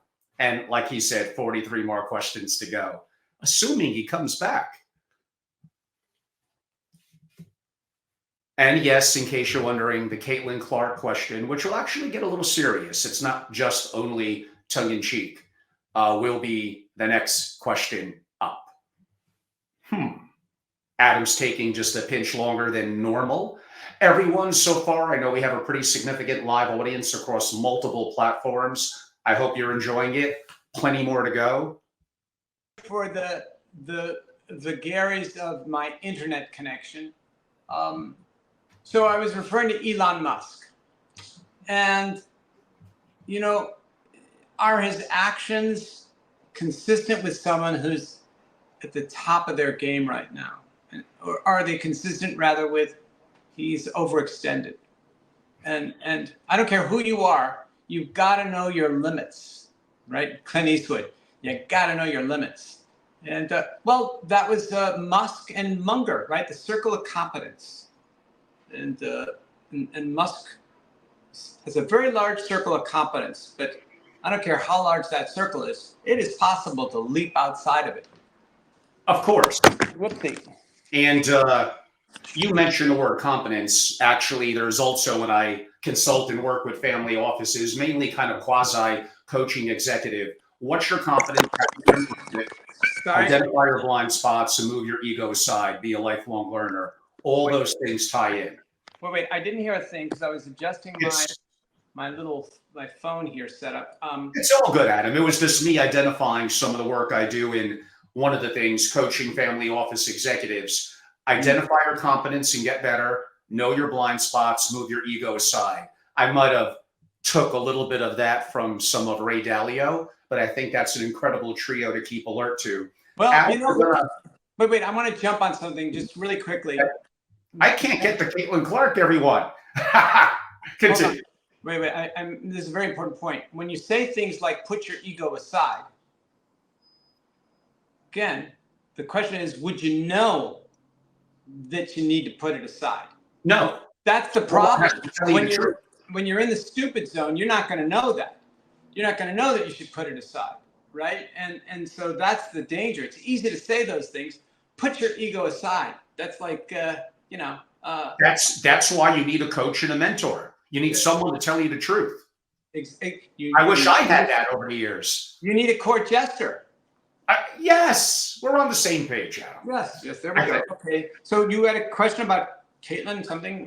So we're gonna a little tongue in cheek, but it may get a little serious. So will the Caitlin Clark effect make an impact not just on the WNBA, but effectively on this country and maybe beyond that? And is this a turning point in women's sports? And why is that important?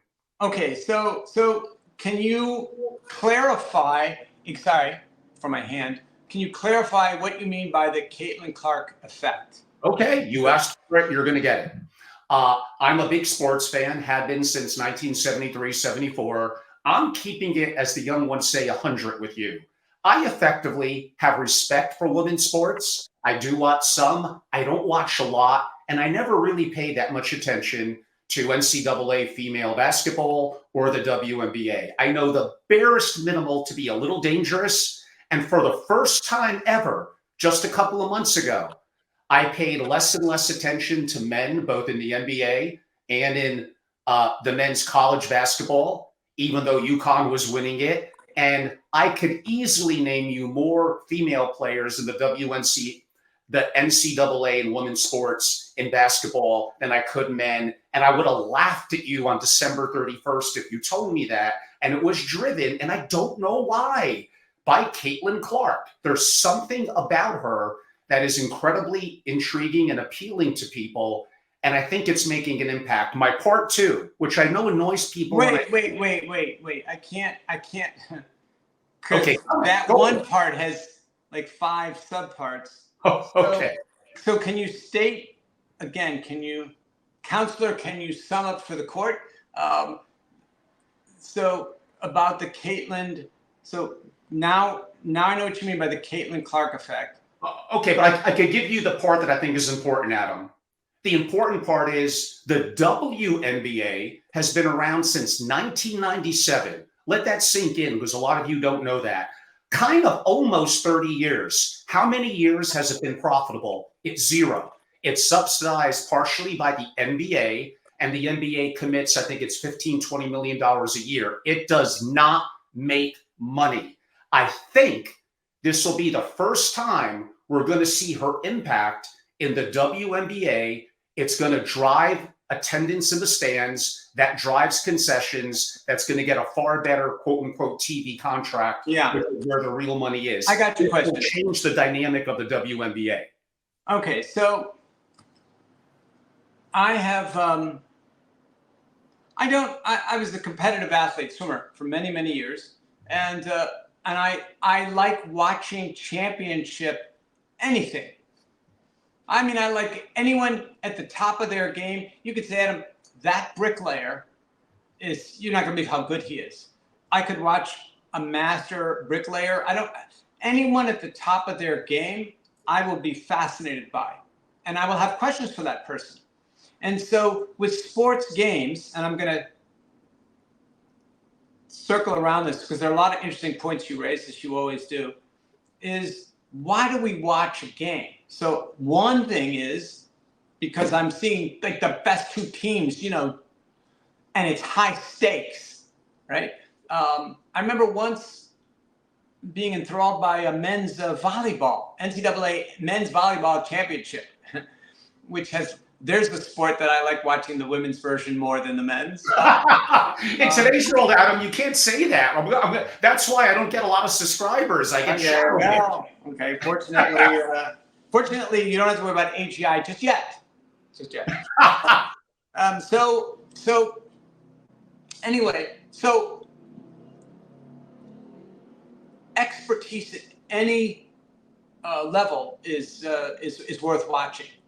Now here, I'm going to make a proposal, actually.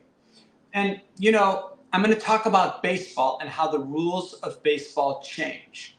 So over time, there's a balance between, does the pitcher have the edge or the batters?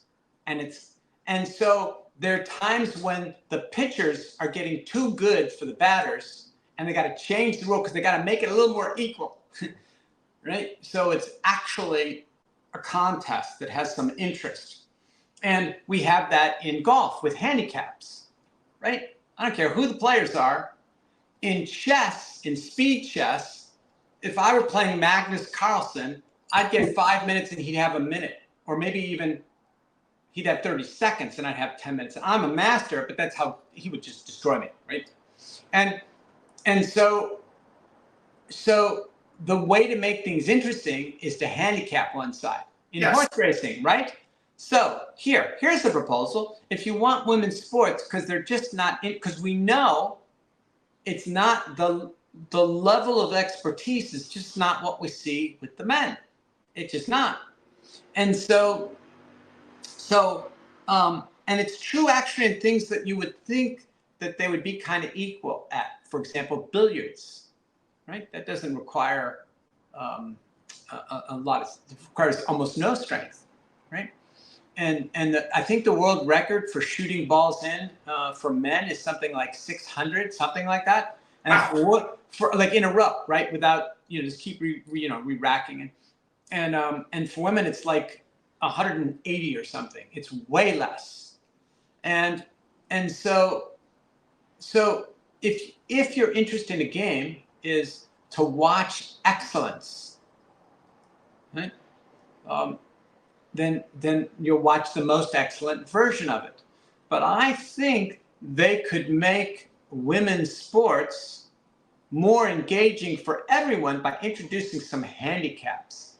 Like right now, there's a lot of political correctness around, and boy, oh boy, the whole transgender athletes, competing with the women's sports. You are getting me in all sorts of trouble. No, I'm the one voicing these things. Already the bad boy of the family office world. You're making me really lean into that now. Why not? Okay, but I'm the bad cop here. You can say, okay. Adam, I'm for change. I'm going to be the good cop. Yes. You be the good cop. You can be outraged. Adam, I'm outraged that. Yes, these comments of yours. So, but I can simply say those who find that an issue, and I'm not going to say who. Like if you take it just to a really vicious level, imagine mixed martial arts. There, you're going to let a man go in the ring with a woman? No, and cis or whatever. Anyway, so my point is this: though, you could actually by handicapping it, and then it might be actually a lot of fun, right? You like in the same way that it's interesting, Adam playing Magnus Carlsen in speed chess by adjusting our respective time limits so that Adam's got some kind of chance. I'm sure there's always a way to even. Now, Adam, we have some disagreements here, and shockingly, me, an old school Latino Italian so-called masculine man with a beard and tattoos. We're going to get to that actually in a second. I think you're comparing apples and oranges. So when I watch, and again, I'm pretty new to this, when I'm watching women's basketball, I see a skill level, if I define it as skill, as no different than the men. The men are more athletically gifted, testosterone, muscularity, jumping ability, but pure skill, passing, shooting, teamwork. And do I want to get in the ring with a top level, quote unquote, heavyweight female fighter? And I dabble a little bit. I don't. Again, I think you're comparing a little bit. It's the same genre of a fruit, but you're comparing apples and oranges. But here's the thing. Really, you think if we take a dunking contest, right? Every year, NBA dunking contest, you think a woman's going to win? Yeah, but that's on, they don't have, in general, the muscularity and height of men. But then it's not apples and oranges. I'm just saying that's part of the skill of the game. Well, how about passing? Passing. We're all on the same footing then. Yeah, but like making a 3-pointer from half court. Who's going to make that? Anyway, I'm not saying. Well, let me just get my point out. So the balletics. I'm not saying that the teamwork and everything can actually might actually be superior to men's. I'm leaving that open. I don't know actually enough about women's basketball, to be fair. And it may be by some metrics they do a number of things way better than men. Way better. It is possible. So I'm conceding that. I'm not even asserting a point on that. I'm just saying that in terms of viewers, they don't get many viewers, and there must be ways to make it more interesting. That old betting trope. When you're playing someone for poker and the person and you think, oh, it's just a friendly game, and the person says, let's make this interesting. And, you start to play for some real stakes. I am sure there are ways to inject components of that new aspects to the game that would generate newfound interest to people who had never watched women's basketball. Again, if I see two, I was a swimmer back in the day. I love watching age group swimming. And I marvel that kid is the fastest 14-year-old in the country.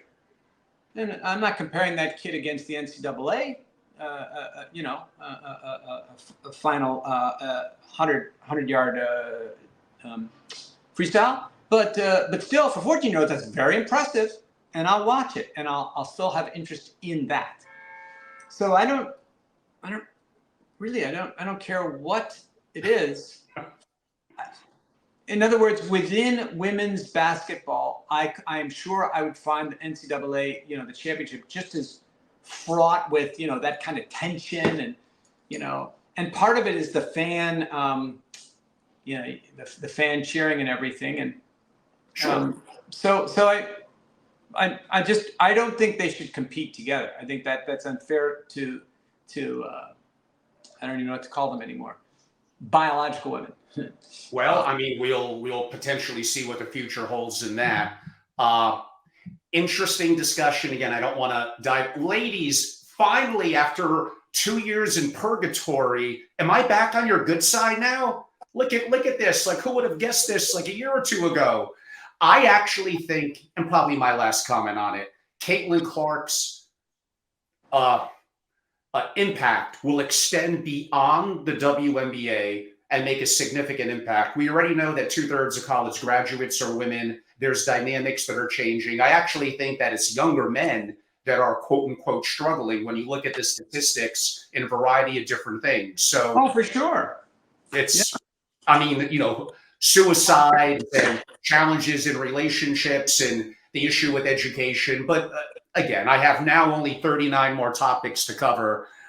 Okay, we'll go a little tongue-in-cheek on this one, Adam. But it's actually a little serious. And I hinted at it earlier. In the world of podcasting, you're kind of a star, so you tell me. You got Joe Rogan, you got Williamson, you got, of course, Ferriss, you got Tom Bilyeu. I love them all. I think they're better than me. They're probably better looking too. They also probably at one time might have had hundreds of thousands a month of marketing going into them. And I wonder if there are star makers. Do I think I'm incredible? No, But do I think that I could go long form and ask highly interesting questions? Yes. Yet one of my platforms, after 8 months, only has like 500 subscribers. Pardon my arrogance here. You got to be kidding me. So what does it take? Does the system make you a star, or is it up to you and money matters to grow your audience? So, it would be worth deconstructing. For you, deconstructing why people tune into the Tim Ferrisses of the world and Shane Parrish and Williamson, and they're all brilliant. These guys are all, Yeah, of course. yeah, I know brilliant. they're smarter and better looking than me. Well, That's it. I got excuses. I'm a victim now. No, but they have cast a very wide net, right? And yours is focused on a particular domain, things of interest to family offices and high net worth, ultra high net worth families and such, and so you've carved out that niche, and so you should be a little suspicious if you had 500,000 subscribers, because then yes, you have more subscribers, but their level of engagement is way lower. I'm sure the 500 people who do tune into you really are taking notes, applying things, or following up with questions afterwards. And so you want an engaged audience, and there are metrics for that. And for you, that you're looking to build your family practice, your business, right? Getting the word out and sharing what you know, and that's a rarefied demographic, right? Niche. Yes. I mean, again, like I said earlier, I think it's a vanilla, boring industry. People don't always tell you the truth. Everything is very safe, politically correct, down the middle. Honestly, there's a lack of intellectual rigor. 99% of events are heavily sponsored, mediocre speakers, not a lot of true people there. I was a little part of that for a number of years. I'm not saying I'm perfect, but the capability of me, traveling the world, creating family offices in Nigeria, United Arab Emirates, Switzerland, the US, the activity that I have. And I know this is probably coming across the wrong way to some people, but I'm just looking at it from the reality of I see the community and me wanting family offices to be so much better than they often are. Anyway, enough about that. That's me getting on a soapbox, but I appreciate your comments. I do think they're good. And by the way, all those people I mentioned, Billy Yu, Rogan, they're incredible. I love podcasts. I learn so much. In many ways, they're so much better than me. But I do sometimes take pride in the uniqueness of my questions, that I have gotten some prominent people that have reached out and say they appreciate it. Like you said, one of my audiences on one of my platforms may be modest, but it's powerful, connected, wealthy. And some of them are influential people that I do appreciate the kind comments they send me in text and emails. A question staying a little bit on the theme that we left off with Caitlin, but a little different perspective. And maybe this is the why I sometimes get shadow banned. I don't know. Is Taylor Swift's impact on the NFL, her relationship with Travis Kelce, was that a little bit arranged? Was that a psyop? Well, so I love these questions because there's no way to actually know. I mean, of course not. There was a Saturday Night Live skit many years ago, and the skit was, what would have happened in World War II if Eleanor Roosevelt could fly? And they have some that would Eleanor defy Roosevelt dynamics or flight. You're missing the bottom thing. They have her. The skit was this: she's leaving a squadron of fighter planes. She's going like this, leading our our brave young fighter pilots in the battle. And so some of your questions are like that. So for me, so Taylor Swift, I don't know.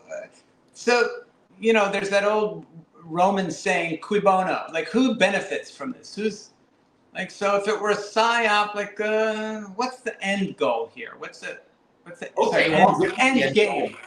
Well, there is an end goal potentially, and again, this is us in theory.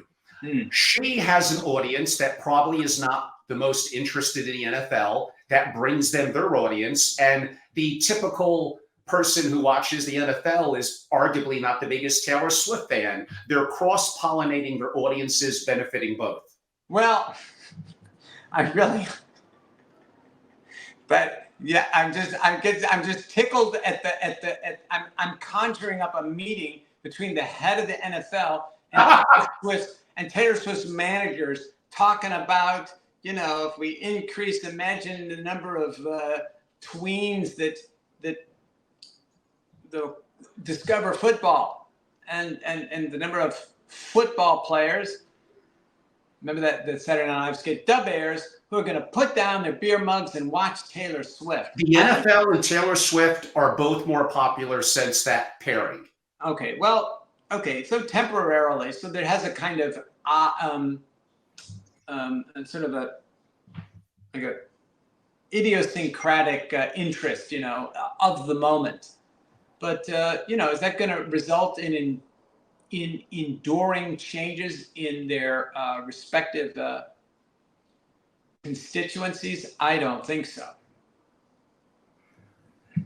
Okay. I mean, Travis Kelce's jerseys, he's an incredible player. He'll be a Hall of Famer. But Indeed. I believe it might have been number one. A tight end's jersey should not be number one. She helped to drive the audience for that. And I think a little bit of vice versa. And I think the TVs, the studios, they played it up. They played into it. Again, what's the point here and how does this impact family offices? I have no idea. But again, you wanted a little bit of something different compared to the other people in the community while you're getting it. Adam, I got to ask you some questions on chess. You hinted at one of them indirectly a little while ago. In getting better at chess, is making less mistakes maybe more important than being truly brilliant? So, yes and no. And I'm going to make a larger point, and I'm going to generalize from chess to all domains, that the skills required to beat the average weekend tennis player are very different from the skills required to, compete at a varsity college level, much less, becoming a professional tennis player. So in many domains, not just chess, simply avoiding blunders and just having some basic skill sets, you're going to be doing better than 95% of people who attempt that, right? And then if you want to go beyond that, then you can then it is different, right? Then it is different. And, one of the challenges for someone like at Magnus Carlsen's level, right? If you're a top 100 chess player, it becomes really difficult because even a draw against anybody else is going to lower your rating. Exactly. Right? Fischer, as you know, was my mentor back in the day. And his problem was that anybody he played, he had to play for a win because even a draw, his rating would go down. And so it meant he would have to take chances to win the game. He was deemed to be an aggressive player, correct? Well, his goal, so I'm going to make a point here. There are two ways to play life. You can play it to win or not to lose. And he played to win. Now, that's different. Remember, Buffett, his point of investing, first rule of investing, never lose money. Second rule, never forget rule number one. And his point was this: if you invest and you don't take stupid risks, invest prudently, over time, your investment should go up over time. Not all investments, but the value of U.S. enterprises goes up over time. Has to, because human beings get better able to do things, right? I don't care what the company is, whether it's a McDonald's restaurant or it's a factory churning out cars. The McDonald's restaurant today is way more efficient than the McDonald's restaurant, 20 years ago. Same with an auto factory. So the value of business enterprises has to go up over time. because we get better able to do things, I say over time. And so in a lot of domains, as long as you don't lose, you're going to win. With Fisher, he played to win as opposed to not wanting to lose. So he always took chances. And if you had to give a tip for how to get better faster in playing chess, what would it be? Well, it would be the same kind of tip I would make for any domain.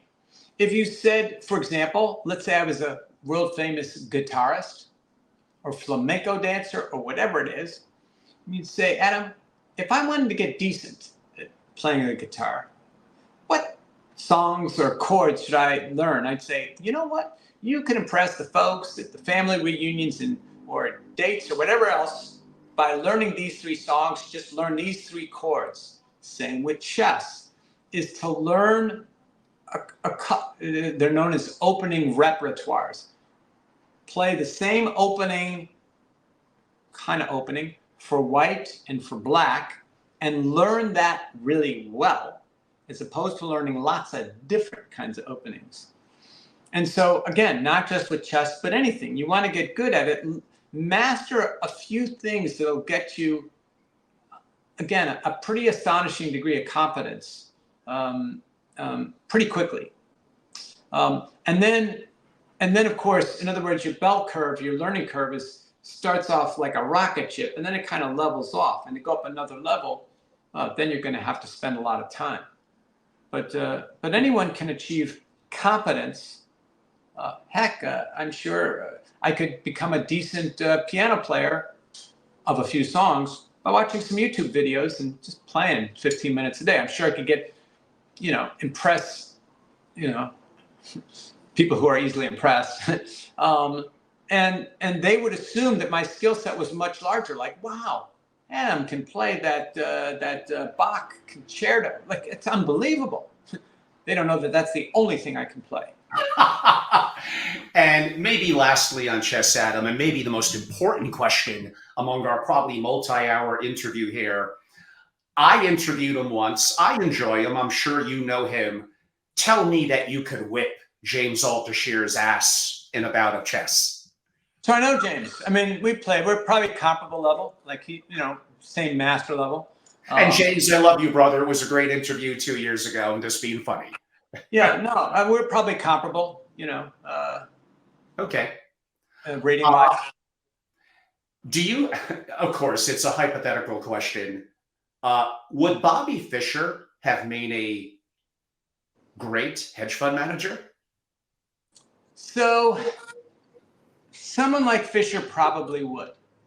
Now, Fischer was extraordinary, and I'm going to say this because it's not well appreciated. So no one has ever existed in any domain like Fischer. And I'm not saying that just because I knew him leading up to his winning the world championship. So get this, at the age of 6, his 8-year-old sister, Joan, bought him a chess set to keep him occupied after school, right? Latchkey kids. So at the age of 6, he got a chess set. At the age of 12, that's 6 years later, that's all he did was just play chess. He's merely a good 12-year-old, not a prodigy, a good 12-year-old, right? The next year, at the age of 13, he played a game that to this day they say is the game of last century at the age of 13. At 14, remember at 12, he was merely a decent 12-year-old after 6 years of nonstop studying. 14, he's US champion. And at 15, he was number 5 in the world. And so Fischer was really singular, and his goal was to beat the Russians and win the world championship.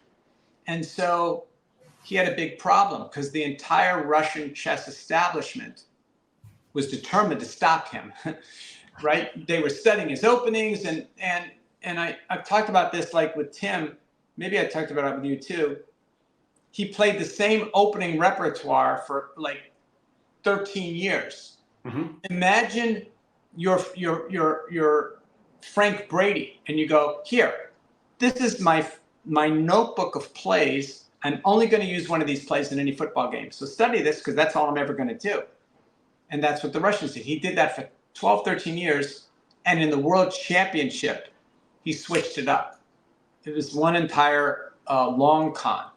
And so here's the problem with chess. So I say that because Fischer was, imagine, Angelo, a kid picks up a tennis racket and some years later, without ever being coached, wins Wimbledon, right? That's never going to happen, except for Fischer. Anyway, so Fischer was an exception, but chess is not a good.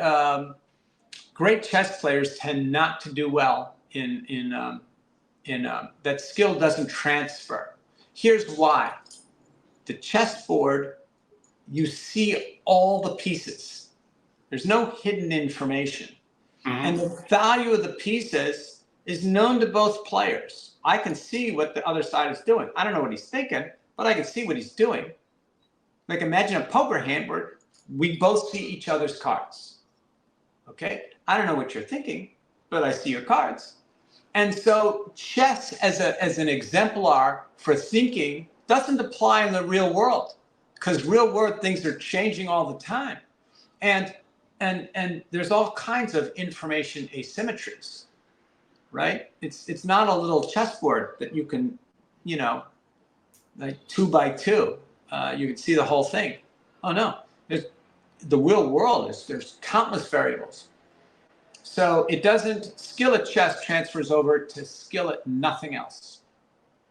Although when I asked you, you do believe after you hesitated a little bit, that if he put his mind to it, he would be maybe an extraordinary hedge fund. I'm saying Fischer would have been. I know, Fischer specifically. Okay, so Fischer was, wow. I have a friend who speculated, Fischer won the world championship in 72. So I knew him leading up to his winning the world championship. And a year late, so he was on the Bob Hope show, movie star handsome. He was the most famous person in the world. Mm-hmm. Number 2 that year was Muhammad Ali.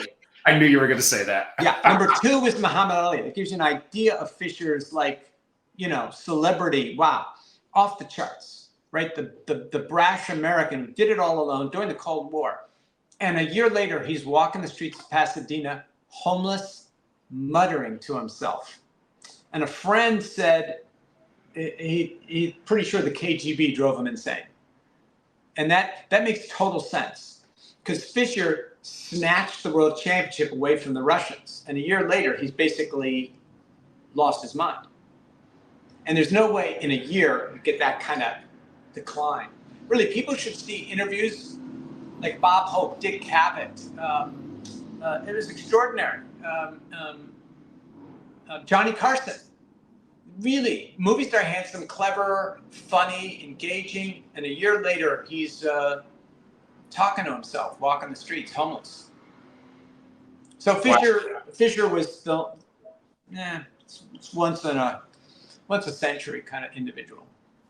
It's a shame. People talk about his he lost his mind, became anti-Semitic. He was Jewish. Yes. Right. I mean, it really warped his mind. I'm sure it was, he forfeited the world championship and the Russians said, thank you very much for giving it back to us. It's the only way they could. It's often me going off course and having follow-up, and we're probably not going to be able to get to the remaining 34, but I'm going to cherry pick, I think, some good ones. We'll maybe go a little bit of rapid fire. Is TSCM the most important company in the world? Well, so for those who don't know, Taiwan and semiconductors and stuff. So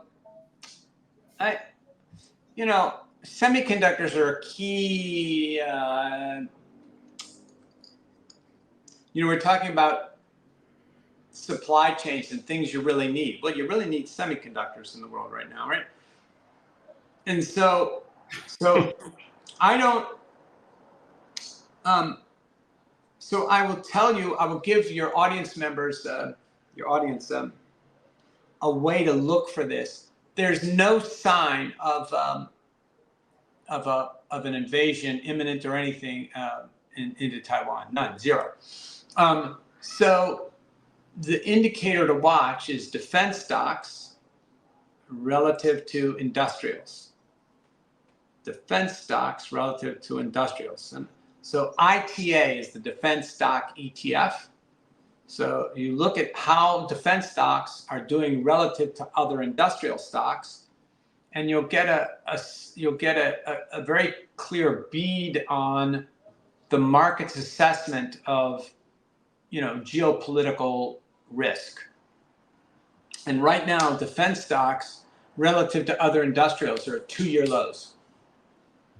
2-year lows. They're lower than they were before Putin invaded Ukraine. Again, I'm talking on a relative basis, right? Which is the key thing. Not defense stocks are 2-year lows. I'm saying defense stocks relative to other industrial stocks are 2-year lows. And they bolted higher right before Putin invaded Ukraine. In fact, like a good 2 months before Putin invaded Ukraine, 3 months actually, defense stocks were rocketing higher. And so there's no indication right now that there's going to be any invasion of Taiwan. And by the way, defense stocks are 2-year lows on a relative basis, even though you got the ongoing war in Ukraine, you got the ongoing war in the Middle East. Yeah. Right. So that says something. It means like, whoa, there's not a lot of geopolitical threat right now. Doesn't mean it can't change. But I will tell you that those that if you were going to launch a military campaign, it's very hard to keep that a secret. And so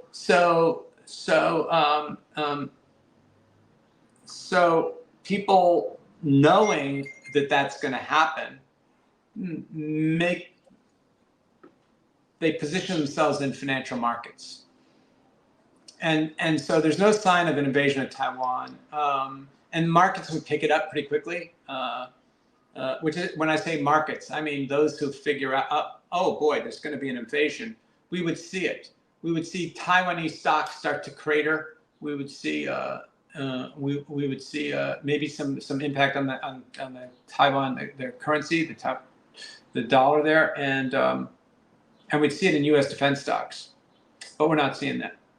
And Adam, a little bit of a technical question. I could, for the audience, give a definition, but they could figure it out. How can we solve LLMs, large language models, from hallucinating? So, well, that is a technical question, and I don't know enough about the programming that goes in around the hallucination effects, because instead of asserting I don't know, it'll make something up, right? It'll fill in gaps. Yes. And so maybe try this. I just inspired by your question. One of the workarounds to get LLMs to say things that they don't want to say, for example, if you said, what ingredients would I need to create a bomb, the LLM would say, I can't answer that. But there are ways around that. If you said, if you were not imitating, but if you were, what would another LLM that knew it shouldn't do that, what would it say? Like, there are ways to ask the question that will wind up giving you how to build a bomb. And so why am I saying that? Is maybe the way to prevent the hallucination is, what gaps might you have in answering this question? And you would know, like, for example, you could say, if you were going to be unsure about anything or hallucinate about anything, which aspect of the 500 pages of text you just gave me would be most suspect? Like, you could ask it to opine on its own, flaws. But I think that's it. If you ask it a question, it's going to give you an answer. If it doesn't have one, it's going to make one up. And you don't want it to do that, right? If you don't know, then say, I don't know, like I do. Well, I think related to that, how can biases, and we saw it a couple of months ago with Google, how could biases be mitigated in AI algorithms and models? So what those of you who don't know what Angelo is referring to, you know what, Angelo, you remind me of Johnny Carson, because Johnny Carson, he was so affable and right, but he was brilliant, and he would have like Nobel laureates on the show. And right, you watch these old film clips, and he's got some Nobel laureate talking high-level physics, and Carson will interject, and he'd say, "Well, I think what you mean," and he would explain the concept really simply for the Nobel laureate, right? And so with you do the same thing. You have these really deep questions that are. So you got to simplify for your audience there. So what you're referring to is racist comments that start showing up, or sexist, or in these large language models, and I think it comes up in the programming in the following way. Not through there's no intentionality to it. So I'll give you a metaphor around training AI. So they wanted to train about 15 odd years ago, 15, maybe 20 years ago, they wanted to train a video camera to recognize the difference between a dog and a wolf. And that's very hard, right? Because dogs, unless you're talking about a little chihuahua, a lot of dogs look a lot like wolves, and it's hard to imagine an AI system. So what they got a system to do it pretty well. The problem was that what the system was picking up on was snow. If there was a lot of white stuff around, it would say wolf. And it was right, because that was the pictures they had of wolves, right? Not walking down Park Avenue. And so what they weren't training it. They thought they were training it to distinguish wolves from dogs, but all they trained it to do was identify snow. That's all they trained it to do. And so with these models, a sufficiently random series of inputs would help mitigate that. And there's probably some, like the math, I forget the formulas, but around the convergence and locking in on an optimal kind of value where the standard error drops down to some minimum is maybe introduce some randomness to that. Mm-hmm. I know genetic algorithms aren't used as much as they used to be, but introduce some randomness and see whether it converges to the same value. Maybe that would help. But I think that's easily solved. I don't think that's a big deal, frankly. I mean, I guess it sequences in. How can AI systems be made more, I think the word is interpretable, meaning capable of being understood and transparent? Well, they can't be transparent. And this is one of the big problems, is because you're dealing with neural nets that have maybe 50 layers, and each layer, 50 layers of nodes, like interconnected synapses, and each layer has maybe 1,000 different synapses in that level, and they're all interacting with each other.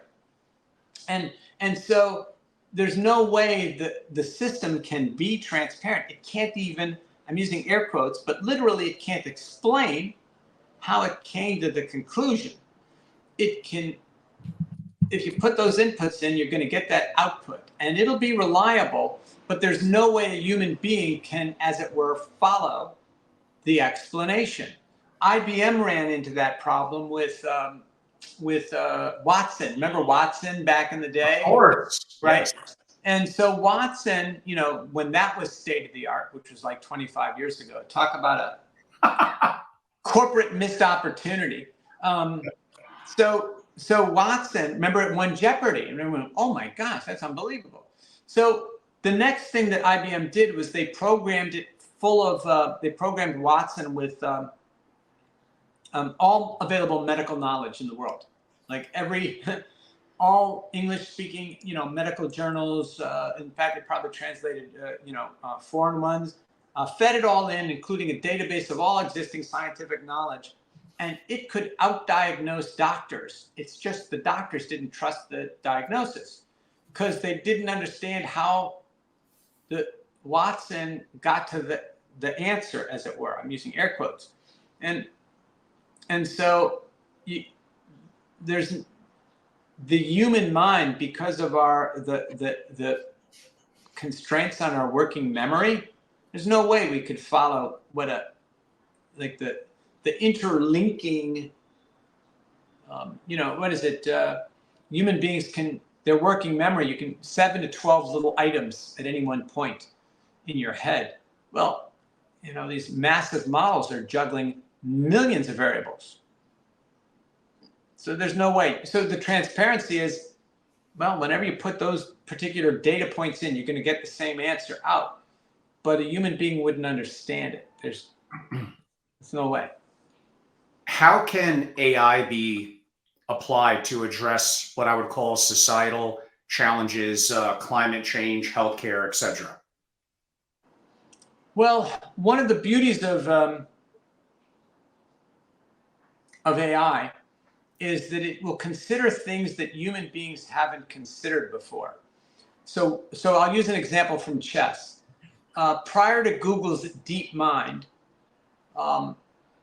the best chess program in the world was rated. I'm going to use the IQ points because people are more familiar with that. So Magnus Carlsen had a chess IQ of 180. Okay, and the best chess program, which had been trained on the best human games, had a chess IQ, let's just say, of 210, would crush Magnus Carlsen, crush him. But then that program had been trained on the best human games. What Google's DeepMind did was let's train it to play chess, but don't give it any input. Let's just give it the rules of the game.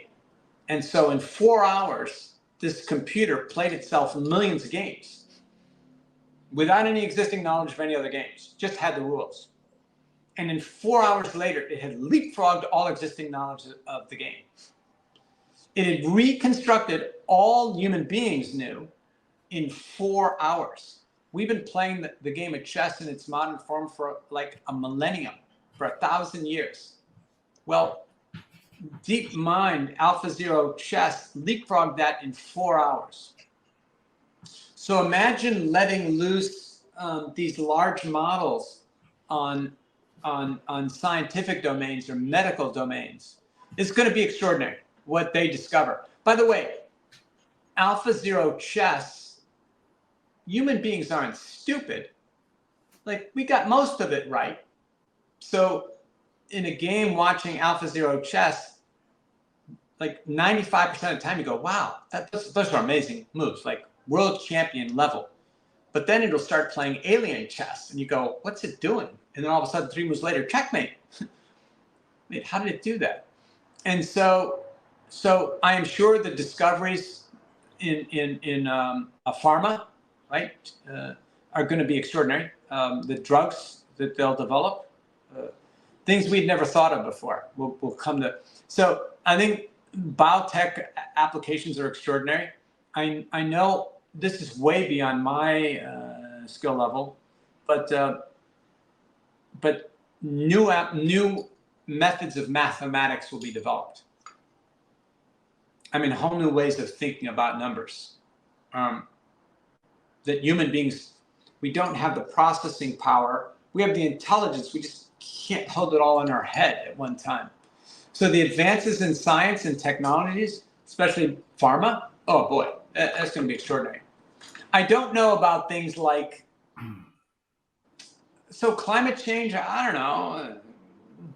At first, again, you got to define climate change, like what that is. But I'm sure it will develop ways to seed clouds, create reign where we want it. But yeah, so we'll gain a lot of. I think the inroads with AI are going to be way more on, say, medical development things. You said something a couple of minutes ago, then something popped in my head. That was a great analogy, by the way, which is why this popped in my head. Thinking of family offices and solving problems, kind of being creative. Do we take what people like Musk, going back to Elon and others, talk about as first principles? Do we take something, break it down, and look to build it up by understanding the components that make up, quote unquote, the collective or the solutions? Do we do that often enough? And are we capable of doing that more? So you, once again, in your inimitable way, yes, this is a very profound concept. So Thank you. Heisenberg, I'm quoting Angelo and Heisenberg together. Heisenberg lamented, right? Heisenberg, for those who, one of the titans of physics, right? At the age of 26, the Heisenberg uncertainty principle, he's a grad student, right? And anyway, he lamented, he said, the best he could figure out is sometime around Galileo, physics took a wrong turn. And we'd have to go back there and rethink everything.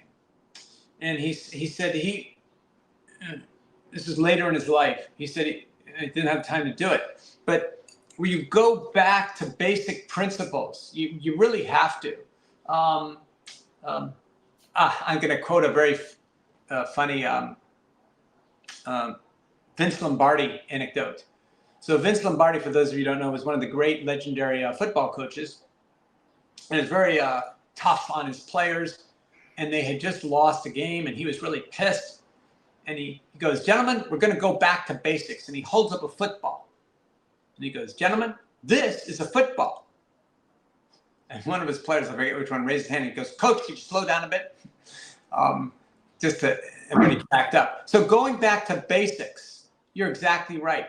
Which is my point, that what Google's AlphaZero Chess did, they also did it for AlphaZero Go, is they didn't give it any human games. They just gave it the rules. There. Now, go forth and multiply and see what conclusions you can draw.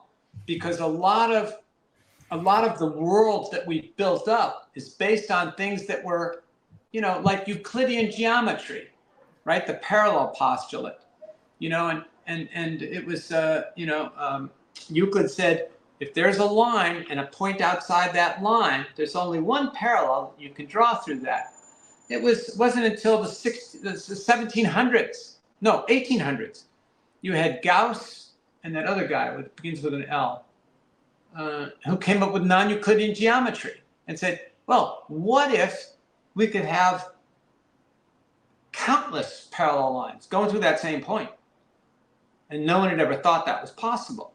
And then a whole new mathematics, non-Euclidean geometry, came out of that. By the way, another branch of non-Euclidean geometry is assume you couldn't draw any parallel lines through that point.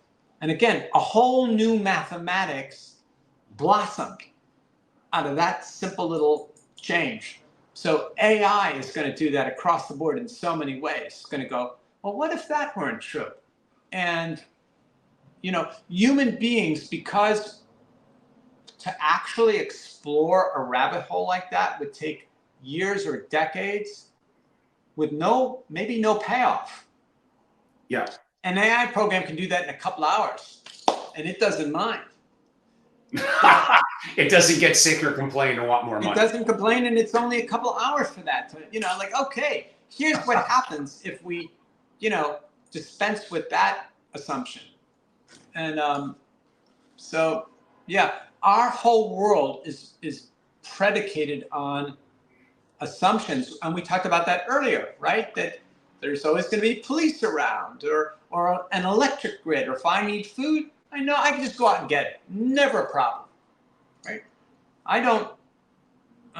It's not like I'm a prepper and I've got canned goods and a shotgun, but there's the world that we have is predicated on so many things that we just take for granted. Heck, in the US, we take civility for granted, but clearly we can't anymore.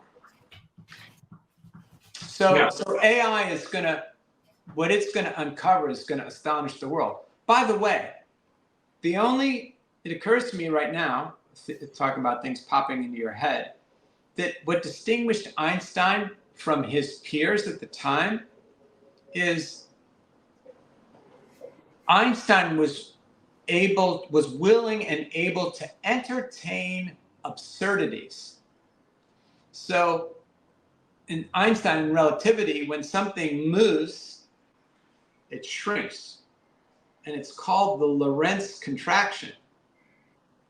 Because a dude named Lorentz, forget his first name, calculated the contraction. And as you move close to the speed of light, it gets really small. I mean, really short. But everyone said, but of course that doesn't happen. And Einstein said, yeah, but what if it did? And so you need to be able to not just entertain so AI will come up with amazing things, and we need human beings to go, yeah, but that's ridiculous. Because that's what they did with the Lorentz contraction. They go, yeah, but clearly things don't get shorter. And clearly space doesn't bend, Albert. Yeah, I know, but what if it did? And so the AI will come up with the what ifs, and we need human beings to go, oh, let's take a look at this. Yeah.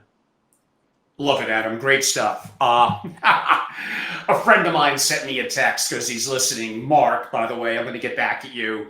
Angelo, you can never be popular. You're not good looking enough. Well, compared to Chris Williamson, a model who's a great podcaster, but I'm better looking, I think, than Tom Bilyeu, and he's got 5 million. Tom, by the way, I love your podcast. Would love to be on. Would love to have you on. So all in good fun, I think.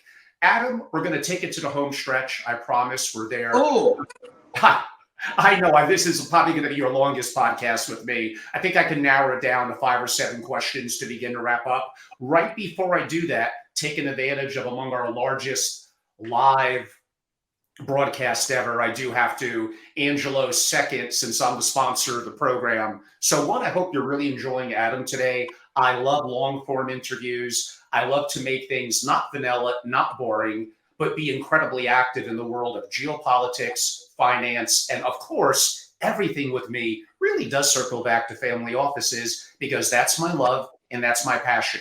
Follow me on both my YouTubes, Family Office TV and at Family Office. On at Family Office, I actually do have a fair number of subscribers, but you got to come to Family Office TV as well. Obviously, LinkedIn. And the message I want to give you is if you're enjoying this and want to be a part of the private programs where nothing beats being in person, face to face, including we're going to have great people like Adam, but your fellow peers. And I did it last week in Palm Beach. It was incredible. If you want to be a part of what we're going to do in New York, May through November, then back to Palm Beach and hopefully some LA and Jackson Hole, and you see the value in something like this, you got to join. You got to be a founding member. If I don't believe in what I do, who is? So go to angelorobles.com, go to membership. There's only 30 spots to be a founding member. After today, we actually have about half left. And then you're going to be a founding member forever, get favorable pricing, have a say in our direction and what we do and how we grow after our founding membership. You will get a multiple of value, not from digital masterclasses, content, and books, all valuable. And I love that intellectual stuff, but it's going to come face to face. It's going to come. That's where business is done. That's where problems get solved. And I'll make sure it's going to be worth your while. So again, go to angelorobles.com and go to membership and take me up on that opportunity to be a founding member in my private club, SFO Continuity private membership today. Okay. Adam, we are just about there. I'm actually going to clean up some of my Nvidia a little bit that I would have asked you in person. One of the questions that would probably get me banned from YouTube. So I'm not going to ask the question that would get me banned. But wait a second. I want to interject really quickly. It just occurred to me when you were talking is that you should have, you know how websites will say the views of this, like op-ed, the views of this writer do not express those of the publisher. So you can say the same thing about me. You could say the views of this guest do not necessarily reflect the views of Angela Robles or the family office group to which I belong. They were going to get the Angelo disclaimer, which basically is kind of that. This podcast you're listening to at this moment, in a day, a week, a month, our opinions might change. I don't know about Nvidia, about AI, about Caitlin Clark, about Taylor Swift. I have no idea because new inputs are going to come into me. I'm a human being and my opinions could change. This is for entertainment and engaging purposes. At the end of the day, you know what? Think for yourself. When I asked Michael Saylor what the hell he learned at MIT, he said to think for myself. And that always stuck with me, and other billionaires have told me that as well. So again, I'm not going to be boring and vanilla. I'm not going to be what you want down the middle. I'm looking to change the dynamics of the community, no matter how much they try to ban me or shadow ban me or do this or do that. You're getting the full effect. And Adam kind of brings the best out of me. We're going to ask 2 questions about Nvidia, maybe 1.5. And then I'm going to ask you a question that you did not expect me to ask. Okay, we'll keep it a little straightforward. Is the heavy concentration of Nvidia's revenues from a small number of large customers a major risk factor that we don't talk about enough? Well, I'm not sure what you mean by talking about it enough. Every investor, again, I spoke earlier about calibrating around your conviction level, right? And so sophisticated investors calibrate their conviction level around just that risk, right? That's already embedded within all the other inputs into the calculus of I'm willing to pay this much for Nvidia, right? And so every investor, investment manager, whatever, that's what they're doing. They've presumably already taken that risk into account. And one of the problems in there's that thing of too big to fail. Well, you also run into you're too big and you have national security issues and things like that. So and you also have a Congress and a European Union that's only too happy to slap fines if you get a little too big and a little too successful. So there are those kinds of risks, I think. But yes, any corporation, not just Nvidia, if you have a few big clients, that there's some risk around that, of course. Nvidia is allegedly investing in AI startups, then getting a significant portion of that investment money back as revenue from those startups purchasing Nvidia's GPUs and other products. Are there any potential issues with that? So funny you should mention that. So I'm going to make a point about technology broadly here, but this is an important point. So one of the virtues of Silicon Valley has always been that it's been an ecosystem where if you wanted to start up in the tech space, Silicon Valley, you'd be hard pressed to do better because you'd have the legal teams and the financiers, the venture capitalists, right? You'd have the coders all there. So it was an ecosystem that attracted brilliance and genius there. And now the problem is that the venture capitalists, let's say I'm Sequoia or whatever, it doesn't matter. I'm a Silicon Valley venture capitalist, and I've invested in company X. I'll want all my other portfolio companies, to the extent that they can, buy from company X, right? If for example, I've started company X is the delivery company, then all my other companies that I own a piece of, I'm going to say, you know what, if you have anything delivered, use company X. Now, that when it works well, that's fine. But what's happened and I'm about to make a big point in another 30 seconds, I had to lay the foundations for it, is all those companies become interlinked and interdependent. So when one of them has problems, it can bring them all down. So the Silicon Valley Bank bust, was it March 8th of last year? Mm-hmm. That was right on the heels of the shoot, what's that kid's name? Went to prison. Come on, help me here. Who's that? Well, like Sam Bankman-Fried. Yeah. Right. Yeah. So I was just blanking on him. No pun intended. So the problems of Silicon Valley Bank were linked to the problems regarding that. And that was linked earlier to the collapse in a lot of the crypto coins, including, was it Terra or one of those? That was a complete fraud. Yeah, Terra Luna, is that the one you're talking about? Yeah. Right. And you do know a thing or two about crypto after all. So a thing or two or three, but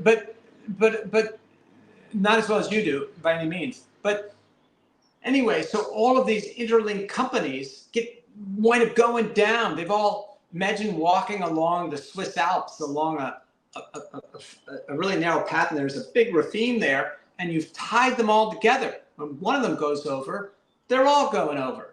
So the Silicon Valley ecosystem of tech companies has set up there's a big risk there, actually, because all of these companies are interlocked. And when one of them starts to, and notice that these things become correlated, because if one company does bad and it starts to have to sell assets or something, those assets go down, then other companies going, oh man, they start to sell.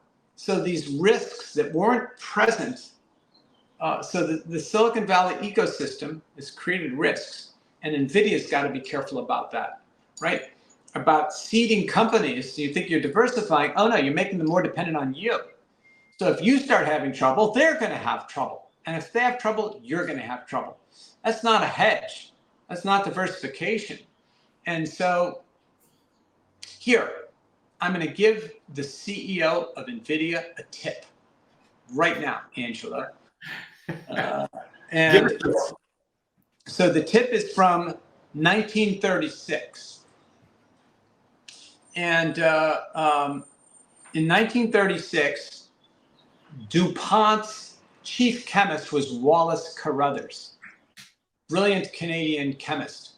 And he basically made DuPont back then, right? This tortured genius. Anyway, he comes running into the chairman's office, Lamont DuPont II, and said, look what I discovered. And it was some really long name, and they decided to rename it polyester. Oh my God, we're going to make a fortune on this. And he immediately sets up another division to put that out of business. Think about that. Not to exploit. He was going to exploit how we're going to sell the heck out of this, right? But he knew that all his competitors would be looking to create something better. So within DuPont, he sets up another division, keeps them separate. They don't know about each other, but you guys put it out of business because I want to own the replacement. That's what Nvidia should do, right? You want to invest in, create something that's going to make our chips obsolete, because all your competitors are doing that. And if you're the head of Nvidia, and I don't even own a share, that's really good advice from Lamont DuPont II, back in the day, almost 100 years ago, right? You don't, you said, again, he should be thinking, what are my competitors going to do? I want to own that space also. They're all looking to make products and things that don't depend on Nvidia. Great. Nvidia should do that as well. right? We're making, gobs of money. Let's set up an internal division of Skunk Works. Maybe they're already doing it. I have no idea. They were smart. I was actually going to say that. How do you know they're not? So, of course, that's a possibility. Really good stuff. And yeah, that other question in Nvidia, well, you could go and find my interview earlier today that will be up with Ram Alawalia. I actually do ask that. Or simply, again, this is the in-person stuff. That's the insider's game. You got to join. Will the conflict in Israel give the Fed the cover they need to cut rates? Well, think about it. We've got a near full employment economy. Now, I have big quibbles with the definition of full employment, right? Let's leave that aside. But we got, by all measures, a robust economy. The stock market is near all-time highs still. And we have inflation. Inflation expectations are they're near 12, 15-year highs as we speak. They're almost as high as they were right after Putin invaded Ukraine. So the inflation expectations right now today are almost as high as they were when everyone thought, oh my gosh, oil's going to go to 200 and wheat is going to, go to $20 a bushel. So there's no way the Fed can cut. Now, the Fed can be stupid, but how can you cut rates when inflation is surging? Inflation expectations, which is more important, it's what people expect. They're near like 15-year highs, which means interest rates, the 10-year should be around 15-year highs also. And so the Fed can cut rates on the short end of the curve, right? The overnight rate. Good. That's not going to change the 10-year. In fact, what it might do is drive up 10-year yields. There, that's a prediction. They cut the short end of the curve. 10-year yield is going to go through the roof. Wow. Yeah. Listen, I said that in the opposite though. In mid-December 2015, Janet Yellen, it was the exact mirror opposite. Janet Yellen, December 2015, was saying, in early December, she was saying, I'm probably going to raise interest rates at the next FOMC, which was mid-December. And I told my clients that would be idiotic because inflation expectations were plunging to multi-year lows. And she decided to raise interest rates. And I told my clients, if she does, they're going to plunge to new all-time lows. That's exactly what they did. 7 months later, 10-year yields went from like 2.2% to 1.37 in July of 2016. This would be the mirror opposite. You watch. This for entertainment purposes only, right? I'm not giving you exactly. If Powell cuts rates, investors are going to go, more inflation. They're going to start dumping bonds. 10-year yields are going to go through the roof.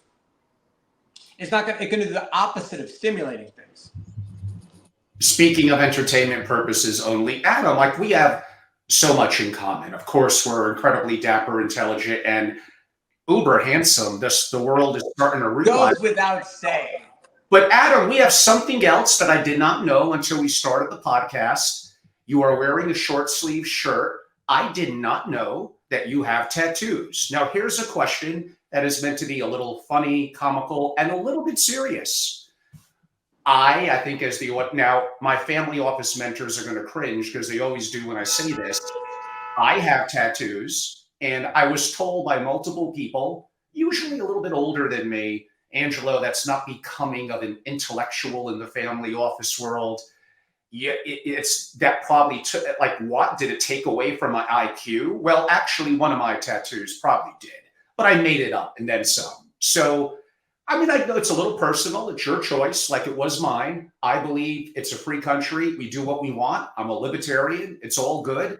But the fact that some people, if I were to walk into an office as a 22, 23-year-old and I had a beard and I had tattoos, they would not even pay attention if my IQ was 160, if I could rein business. Now, hedge funds wouldn't give a shit. They just want to make money. But traditional classic corporate America, why is there still a stigma, and why does that matter? It's all about results, or is it? Well, so I'm going to answer the question in multiple ways. First, and I know I'm going to wrap this up.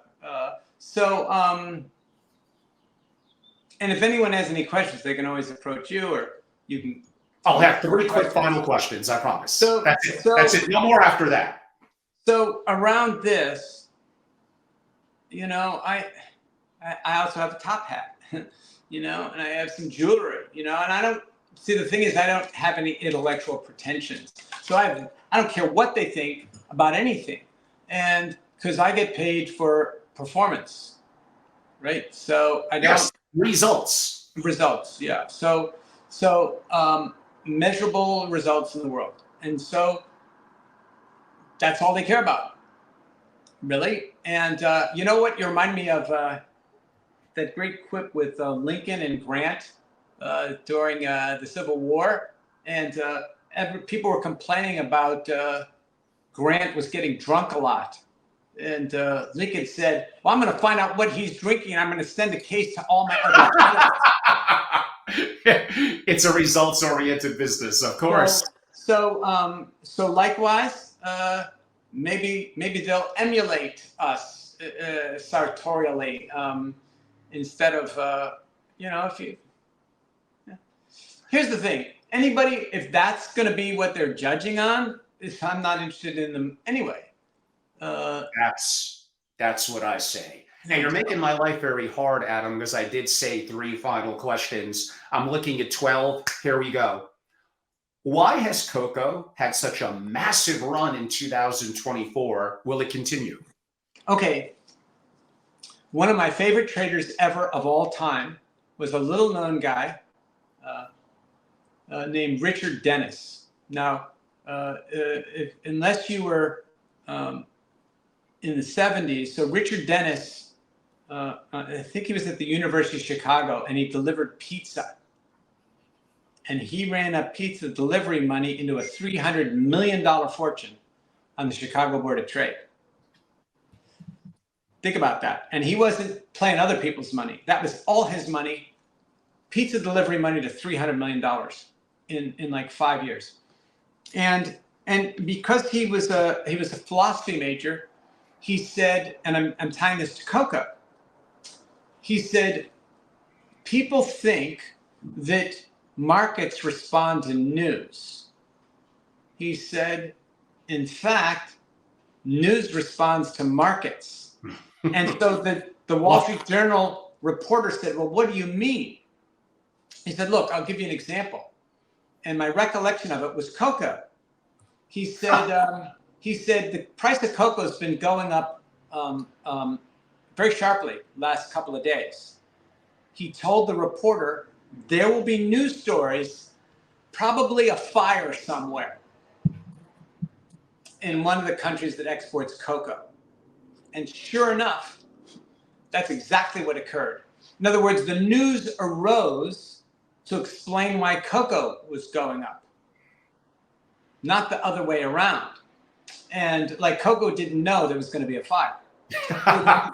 The news arose because of, well, why is cocoa going up?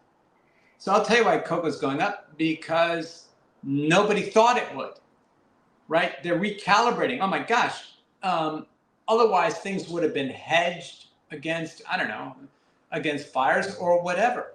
But those kind of spikes, what you want to do is go back to the 70s and take a look at, the commodity markets back then, or oil in 2008, right? Oil shot up to nearly 150, West Texas Intermediate. And then it was down to like 40 a few months later. That's a big drop. And so these big run-ups almost always there's a collapse afterwards. In fact, I'm going to say always. I'm going to squeeze cheating a little bit, two questions into one. What is the best type of portfolio? It did make my title after all. What is the best type of portfolio in the event of World War III? And effectively, is counterparty risk heightened, obviously, during a World War III event? Yeah, so those of you who don't know, counterparty risk is if I make a bet that something's going to go up, someone else is on the other side of the trade betting the opposite. And if the person on the other side of the trade is influential enough, or has too much risk exposure, they're not going to be able to pay me off. So there's that kind of risk.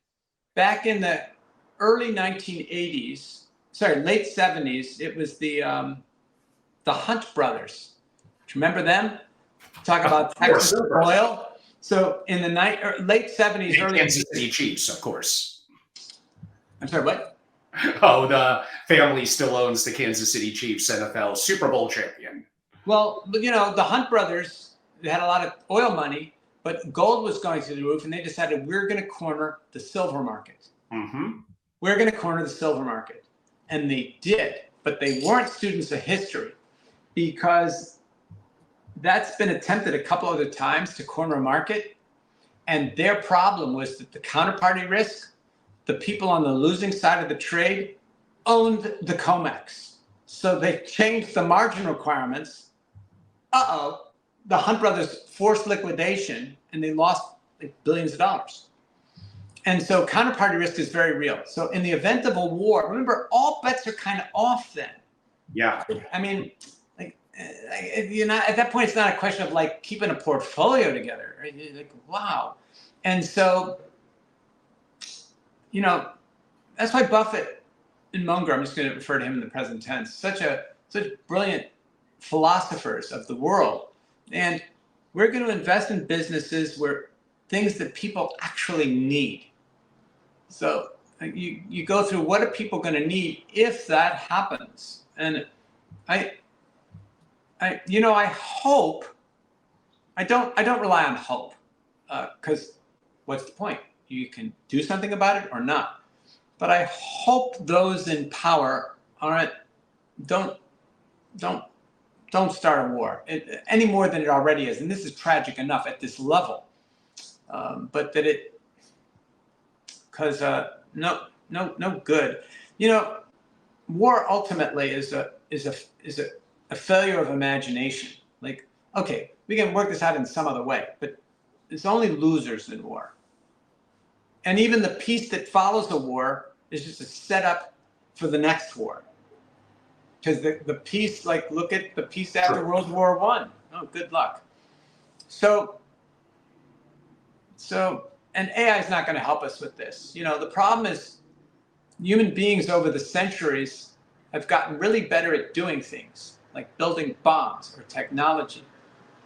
But our wisdom flatlined, 2,000 years ago.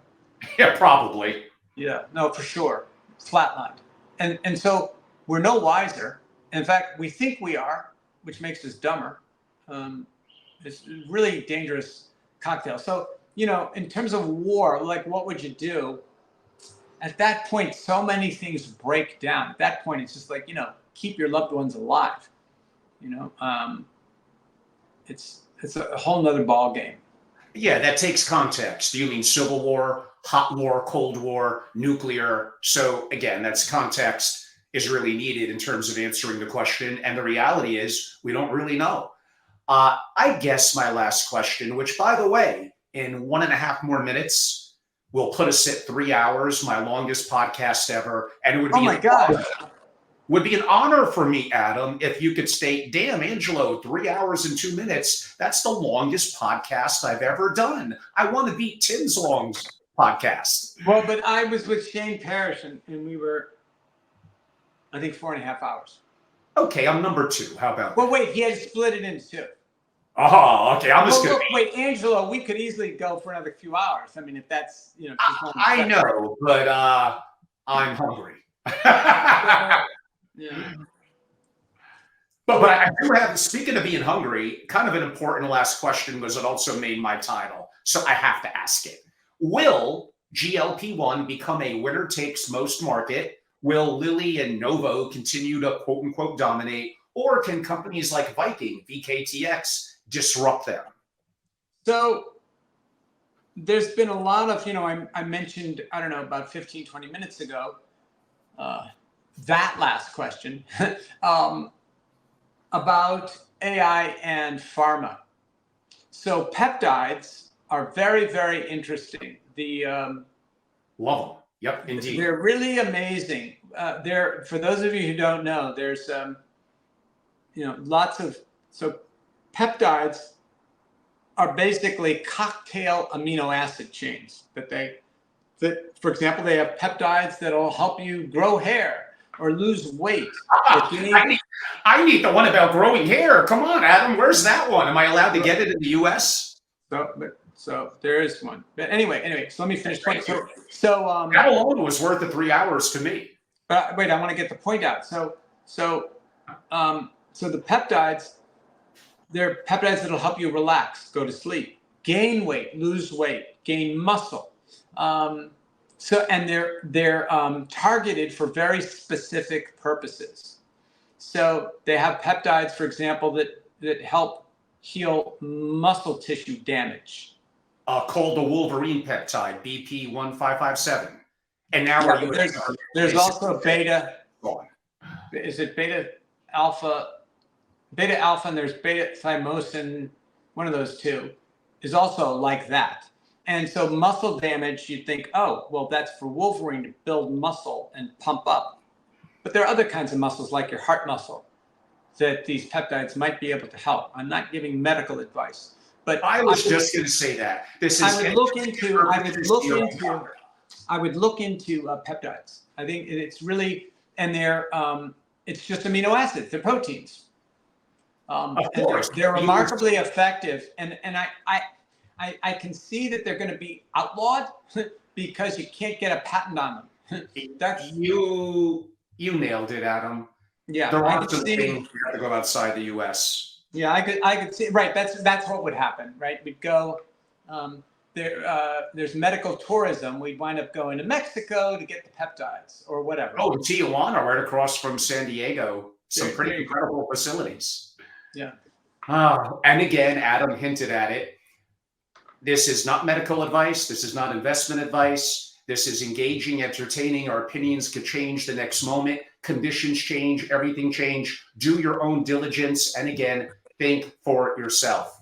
Wow, over 3 hours. It's been a pleasure to have Adam Robinson on. Adam, for those that would like to follow you on X, is it I am Adam Robinson? Correct. I got it right. I didn't say I am Robinson. So I am Adam Robinson. And for those, and I hope my people don't bombard you, who knows, for those that are legitimately a family office, because honestly, Adam charges not insignificant retainer fees. You're potentially available as a private advisor or a consultant. Would you prefer they potentially reach out to me to make an intro? Should they DM you on X? Is there another way to connect with you? Sure, reach out maybe through you. Okay. And again, please have it be a serious inquiry. Adam is very, very busy. He gives away a lot of free stuff on his platforms, including X. He's active on the podcast